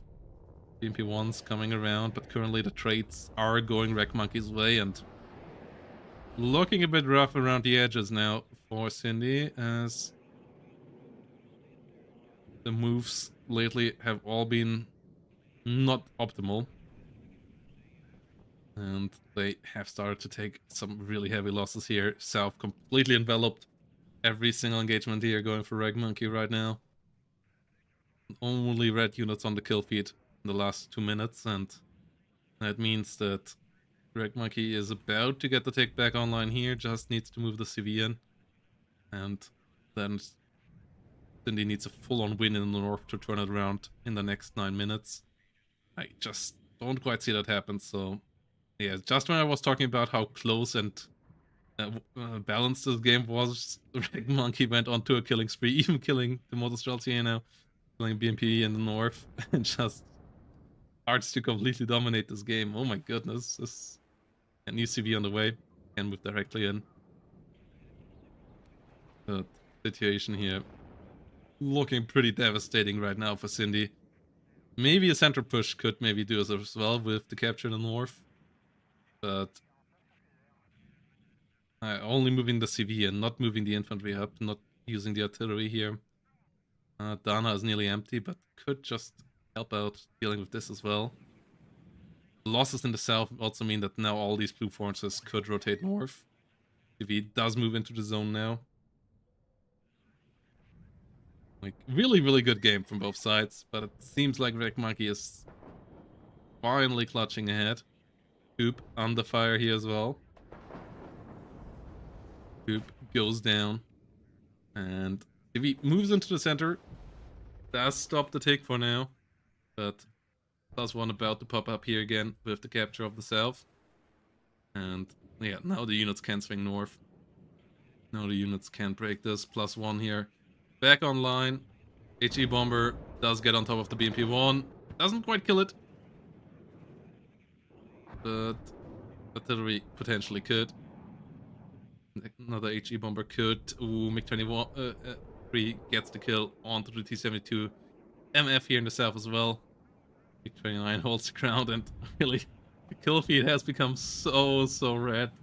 It's crazy how Monkey has dominated the last couple of minutes. And there we go. GG is called. And Wreck Monkey takes game number 1, and in the end it was, yeah. Like, those were like 1,000 something kills in the last minute. Wreck Monkey was a bit ahead there beforehand already, but like most of the 2,000 point difference here came in the last 2-3 minutes with those hits. And yeah, Cindy getting a bit dominated in the air. That was for sure one of the big issues there. And Wreck Monkey played that really well. Played well on the flanks there by Cindy as well. And good artillery play as well. Just not quite finding the right position. So 1-0 here for Wreck Monkey, but these two seem to be pretty closely matched, and I have decent hopes here for game number 3. Let's see if we can get one in this one, or will be another 2-0 victory here with Wreck Monkey taking it in the second one. Quick break, and then we're gonna be back with that one. As we are on Isura here, with Wreck Monkey playing a division that got buffed a bit lately, and Cindy is playing a division that got buffed a bit lately. So Wreck Monkey's division got buffed a good bit more, as the Spanish got more availability on their best tank, got more availability on their best ATGM vehicle, and got a buff to the C90 CR, which now has good range. So good amount of buffs, small buff to their AA units as well. A 5-point buff there, but to the S-Bite. On the other side, we have a small buff to a Layer 1 variant here that we don't see either. Okay, 1 availability buff there for CLKA, so this is going to be interesting to see how these divisions play out. Both, I think, are in a pretty good spot now. I really enjoy CLKA. I absolutely loved it in the 2v2 tournament. And on the other side, we have Brunette, which is a really solid division as well. And the MX-30s can push quite hard. They're not quite on the same level as the old school 5th Blinde, but currently I would say both 5th Blinde and Spanish are on a similar footing now after all these buffs. So, yeah, gonna be interesting to see what we get here. Before we jump in, quick last shout out of the day to the Matcherino page, where you guys can help out funding the tournament, and you don't even have to pay anything yourself. You only have to click the claim vote button on the top right here to add free money to the prize pool. And also, if you enjoy this, please consider following the channel and liking the YouTube video especially, as those help out with the algorithm a lot. And if you want to help out me directly, even more so than becoming a Twitch channel member or a YouTube channel member by subscribing or joining, that would help out quite a bit as well. Be worth a couple hundreds or a couple thousand views even. So yeah, if you really want to level up your status, that would be a way as well, unlocking new emotes and so on, as well as obviously with all the other channels out there as well. So yeah, let's see what we got here on the right side. BO105 CB minigun coming in for trying to get a bit of a fight in there. The HR-15s on the other side don't have that. So there are good 50 cals on the vehicles here, including the slaved 50 cals that are coming with the MX-30s of the Spanish. Instead of the 20mm autocannon, they have a 50 cal that has really, really high accuracy, 50% accuracy here, compared to normal ones that come with only 20% accuracy, so more than double the accuracy on those, meaning that these also deal insane damage. And you have to be really careful with helicopters close to them, and infantry especially as well. So yeah, commandos, non-tres coming around. CLK, not the fastest division, but what they get onto the battlefield is quite powerful. Bofors here coming around as well, together with an Ihawk. Pushes back helicopters really nicely, but also can push back aircraft a bit. Instead of the Ihawk, might even be able to kill them. So against F-18s, it won't be on target quick enough. And we have an F-18 coming out from the get-go. Air-to-air one here with AM-7Fs. Immediately gunning for the BO-105. Getting the kill there. The HR-15 here. Baiting BO-105s as well, so same helicopter being used on both sides here. Second one gunned down by this pretty expensive fighter. So losing 2 recon helicopters to it, not the end of the world here for Cindy. Just a bit annoying. As the HR-15s do survive. Panzer cannons, pretty comparable to the Genites on the other side. Actually have the slightly better AT weapon, so are a slightly better recon in total with the better range. So the penetration here is better on the other side, so you can even argue about which side has the better there. M113s here, with a lot of pressure around the north. That is interesting. Ooh, YP immediately gets shot by the recon.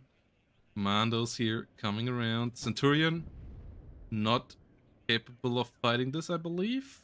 Yeah, shouldn't take that fight. The 1V Leo could outrange the MX-30. So that could be a way here. Also has same penetration values and has better accuracy. But not being used here just yet. Ooh, YP playing a dangerous game here. Needs to unload the commandos inside again. And you don't want to lose them in transport. Oh no, losing a commando squad in transport. Centurion slow.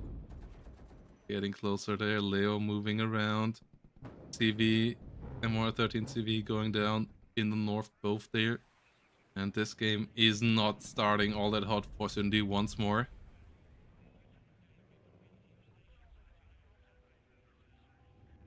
Here comes the ATGM. Shut down there. Bofors not getting on target. Can Again, the Eyehawk. Okay, the Eyehawk finds the kill. That is fine. Okay, with that, the situation all is kind of okay again. We have an HE bomber coming around, diving onto the Bevelingen. The Eyehawk needs to get the hell out of there. Like, unload now, please, Eyehawk. Please, Mr. Eyehawk. There we go, but it's too late, I think. Or maybe... Ooh, a dream and a hit. Caster Curse coming out there. Double kill.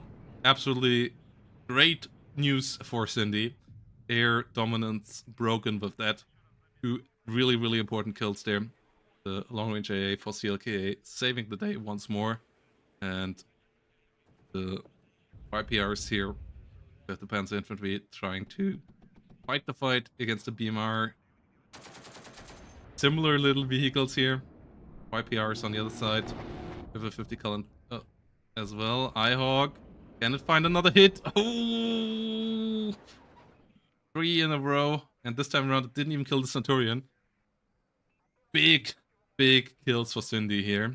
The Bofors did a bit of damage there, I believe. And then the Eyehawk finished the job. This might change everything here.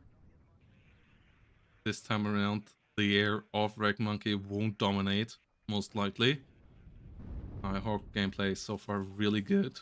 You have really great artillery on both sides. Both sides have the 203mm M110, NATO's best gun-based artillery. Leopard 1V. Sitting here and just taking 3 shots. Bofors killing with the BMR PB in the south. Bevelingen leader is back. Might just get shot down immediately. Nope. Okay, AMX-30 Recon trading with the Leo 1. That is a fine trade for both sides. Both about the same price. 95 to 100 points, so fair trade there. But we have more AMX-30Es coming in. Those are the older, the weaker ones. Only having heat rounds with only 15 pen. Not the greatest accuracy. The Sabliers are the ones with the good fire control system and the extra era on top. Only 10 frontal armor as well. So against the potential couple of Leo 2s that CLK can bring around, they still wouldn't be able to do that great. And compared to the French top-level AMX-30s, which have 19 penetration thanks to better ammunition, their 17 pen is not that amazing against Leo 2s either, but it at least has a good chance to beat the Leo 1Vs. F5 HE bomber here, getting some Fusileros killed. Commandos moving around, and so far we don't have a Leo 2 on the battlefield. Bofors coming around. Makes sense to wait until you have enough AA before you bring in the Leo 2s against the division with good ATGM planes, because they one-shot the Leo 2 even frontally. Because 30 penetration it is enough to one-shot 16 frontal armor precisely, because 14 difference with the calculation is exactly 10 damage. So you want to make sure that you can kill the enemy ATGM plane at least, maybe even stop it from getting a good shot against your Leo 2. So yeah, playing with Leo 1s and a lot of infantry so far makes sense. And trades on both sides have been fine. F-15 coming around here, tries to get for the Eyehawk, for the Hawk, will get a hit on target, but gets shut down on the way out. The Phantom here has been nerfed a bit again, back to AM7Fs, and yeah, the Eyehawk here now immediately under fire by the M110. Good investment by Wreck Monkey, gets the kill there, taking revenge on the best killer on the side of Cindy so far. That's the cluster bomber. Doesn't find a point to prop. Gets a shot against the helicopter out. And the AA on the side of the Spanish is really lackluster so far, so we'll have a second run here on the MX-30s. Likely only gonna hit one. Or at least only kill one. Hits the second one as well, but only kill on one, so situation here is still okay on the other side. The reload time is 4 minutes on this one, so the hit was fine, but Wreck Monkey will be okay for now as well. This F-16 needs to get the hell out of there though, as F-18 could come around any moment, and then the life of this bomber could be over. Next HE bomber being brought around. On the other side, double MR10 now. We have a couple of AMX-30 RE, which are basically roll-on 2s, coming around here for the Spanish. Moving in with their pretty mediocre performance against planes. Ginatas gets bombed away. The Gunners gets hit by artillery. So really, once more, pretty close trades on both sides here. The opening was better for Wreck Monkey, but lately Cindy has found a really good footing and has gotten good trades back.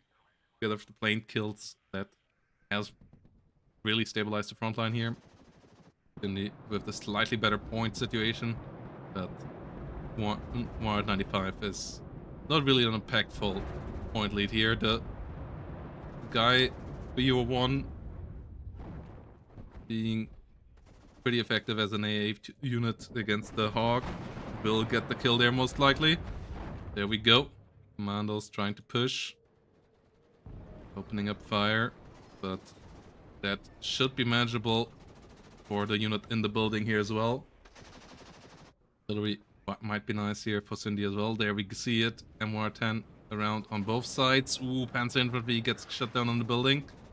Commandos here getting stamped down by the AAPs. And this has a lot of ammo, so this won't run out anytime soon. MR10 should open up fire there.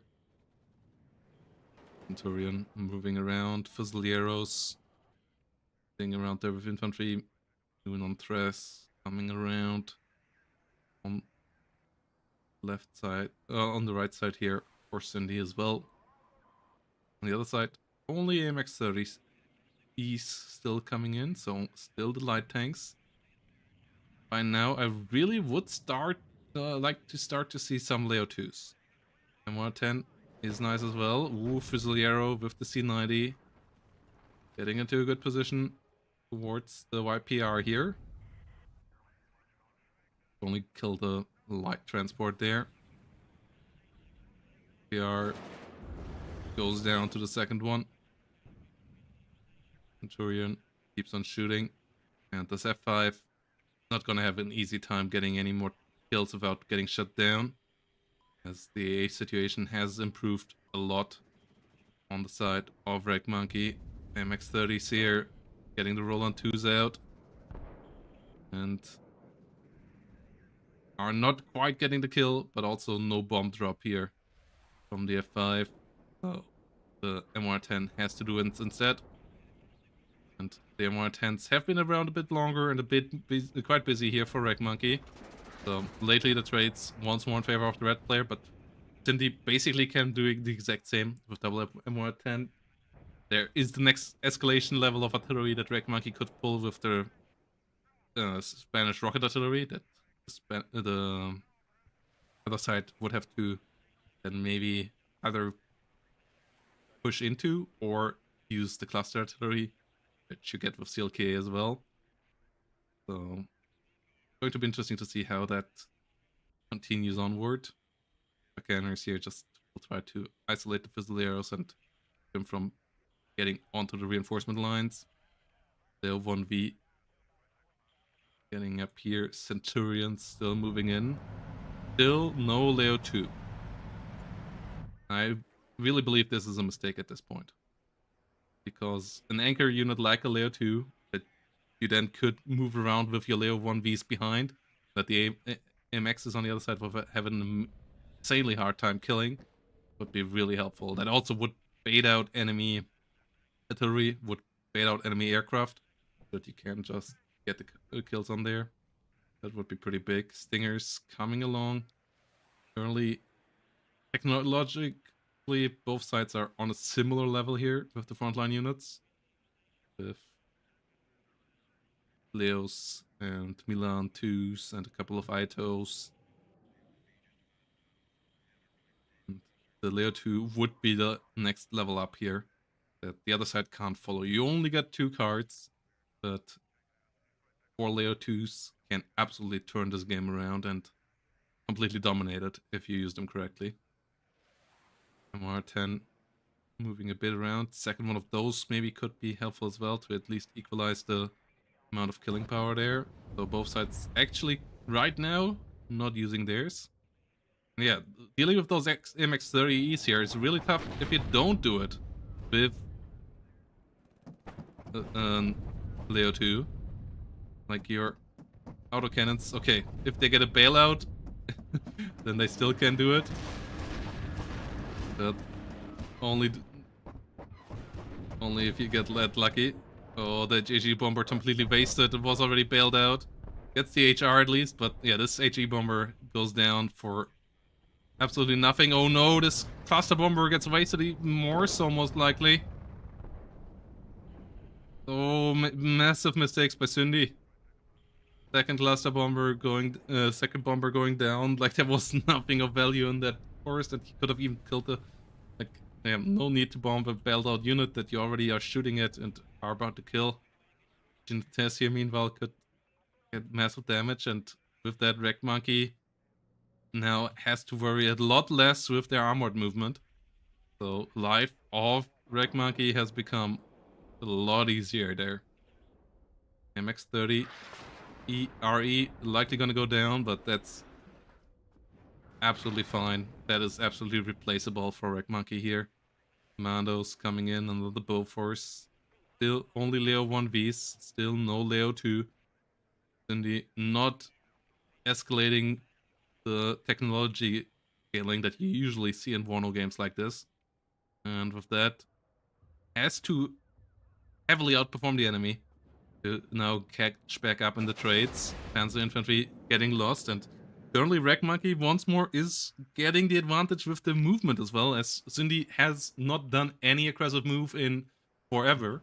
And with that, Wreck Monkey is getting better and better spots on the map and better knowledge, better targeting for the artillery. And that leaves Cindy a bit behind right now. So they need to do something here if they want to win this game, and what they're currently pulling isn't really promising in my eyes to achieve that. You can't push with infantry into AMX-30s. You need something to push through with, and that is just not around. The AMX-10 here is doing a decent job, but it's already AMX-10s on the other side, so you're not pulling ahead with that. Gets an AMX-30 there, that is nice. Hog moving around. Let's the MR10s here. Get a kill on the other side as well. Force loaded. We'll try to find the HR-15 over here.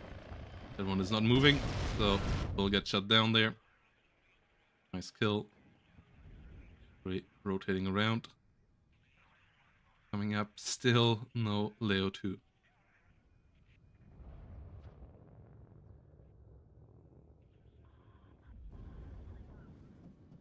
And I have played a lot of CRKA over the last months, and the Leo 2s are really the one massive advantage this division has over so many others out there. And the kill feeds I had with them. Like, the rest is all really fantastic combined arms, and really great support. And then the Leo 2 is the one heavy toy that a lot of the normal infantry divisions, or even the mid-sized tank divisions, like, for example, the Brunetic, can't quite scale with. So you have to use it, but if you go 22 minutes without even bringing a single one onto the battlefield, then your life is a lot tougher. And Fusiliers now just gonna clean up this whole forest, and then the situation here, position-wise, has become a lot better. And you can play it lighter as well, but then you also have to play like Wreck Monkey here, and actually try to gain better side shots, better flanks, and better spotting for your artillery. And Cindy hasn't pushed for any of this. Cindy has just played completely passive in this one. And if you want to play the lighter division style, then you have to be more active than this way around. Wreck Monkey could just pick too many of the ground fights lately, And as you can see, it has a massive concave around Cindy's front line now, and the classic StarCraft 2 infinite wisdom words of Total Biscuit still, and yeah, still come up here. Concave always beats the convex. Cluster coming in here, allowing you side shots like in WARNO even more so than in other RTS. Because yes, you get first of all more guns towards the enemy, and you also hit side armor. That's something that a lot of other games don't quite represent, but hitting side armor in WARNO is such a heavy damage multiplier that it's really, really dangerous to get into the convex and allowing the enemy to get the concave on you and letting fizzly arrows move through the forest and hit you there. And this is currently completely falling apart for Cindy here.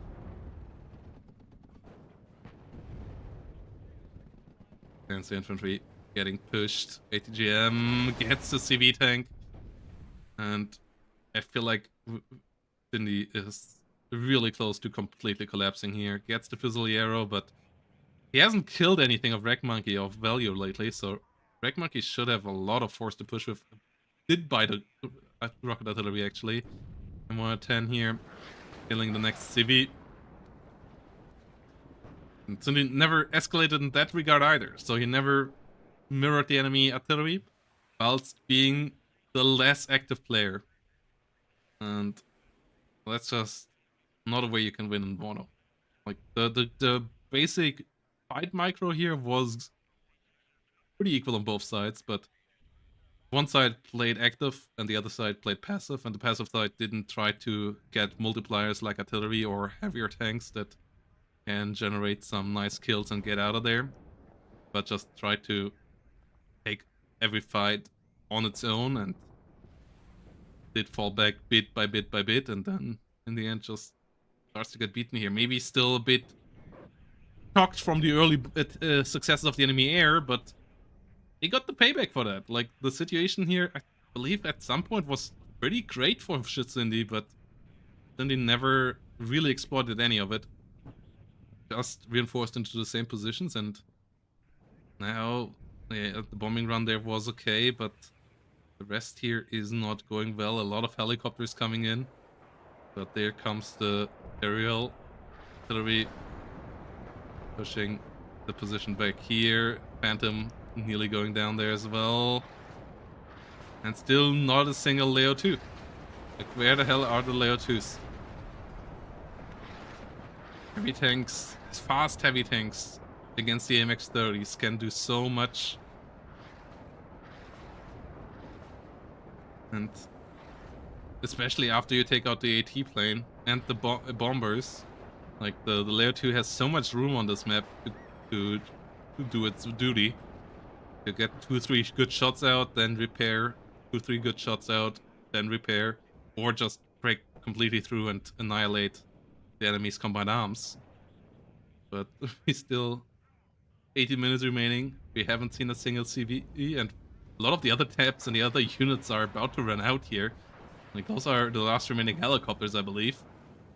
And they actually start to generate some value here. MX-30 going down. But point still has been captured. BO-105 coming around. We have a lot of infantry on the way. MX-30 RE with the Roland 2 weapon now opening up fire on the BO-105s and the Hawks. So they can't push with BO-105s. They are great defensive weapons as well, but trying to push into enemy AMX-30s here, that seems to be Rag Monkey here, not with the greatest movement right now either, but this capturing into this forest and the fizzle arrows is making Cindy's complete cohesion here right now on the defensive line. And now we have counter battery on the enemy MR10 as well. So that will be big artillery advantage. There it goes. And Panzer infantry rolling in force, but they can't push. Like, Cindy never set up a force that could push into the center zone here. Layer 1Vs Great on the defense. Good range, good accuracy. 9 frontal armor isn't something you can push with. And we have seen on the other side, like the AMX-30s had terrible time pushing as well. Like a lot of them died time and again as well, but they will go down eventually. CV goes down here. And this might actually have been on one of the last CVs as well here for Cindy. Grizzly arrows finally get cleaned up here in the forest as the infantry of CLK, especially the commandos, are great as well.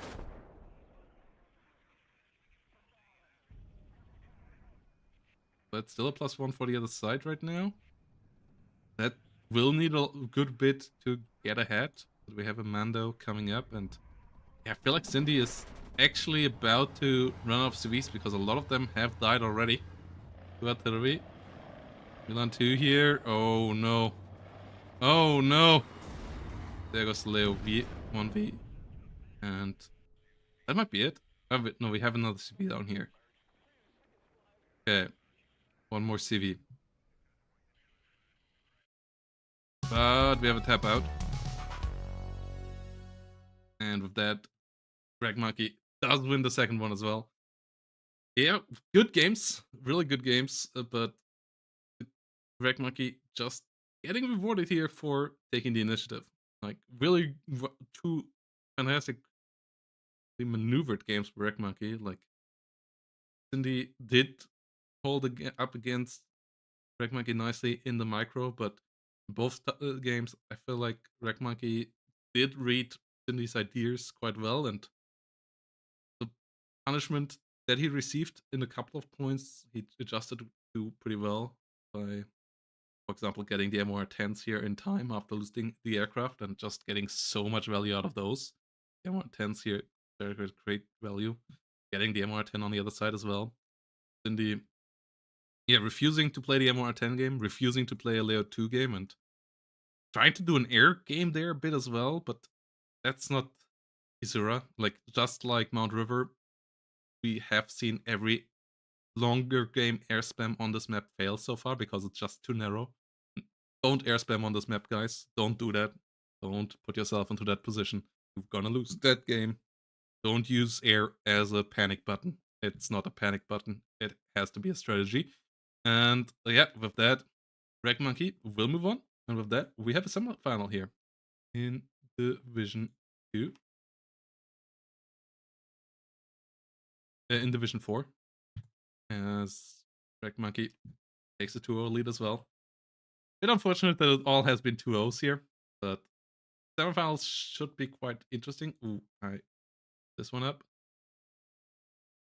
Barkas 2-0 versus Evelyn. And that we have Floodic versus the Helen, Rag Monkey versus Barkas as the semifinals here for Division 4. Looking forward to those. And tomorrow we're gonna cast some more Division 2 action with Chloride again, starting at 3 p.m. CEST. CET. CET it is now. And so see you all there, guys. And have a nice night. Yeah, let's see if we can rate somebody. Ooh. Vulcan HD Gaming playing Escape from Tarkov out of all games. Who's still playing Escape from Tarkov in November 2025? Well, let's tell him to play WARNO again, everybody. Let's be angry in his chat. And see you all in the next one.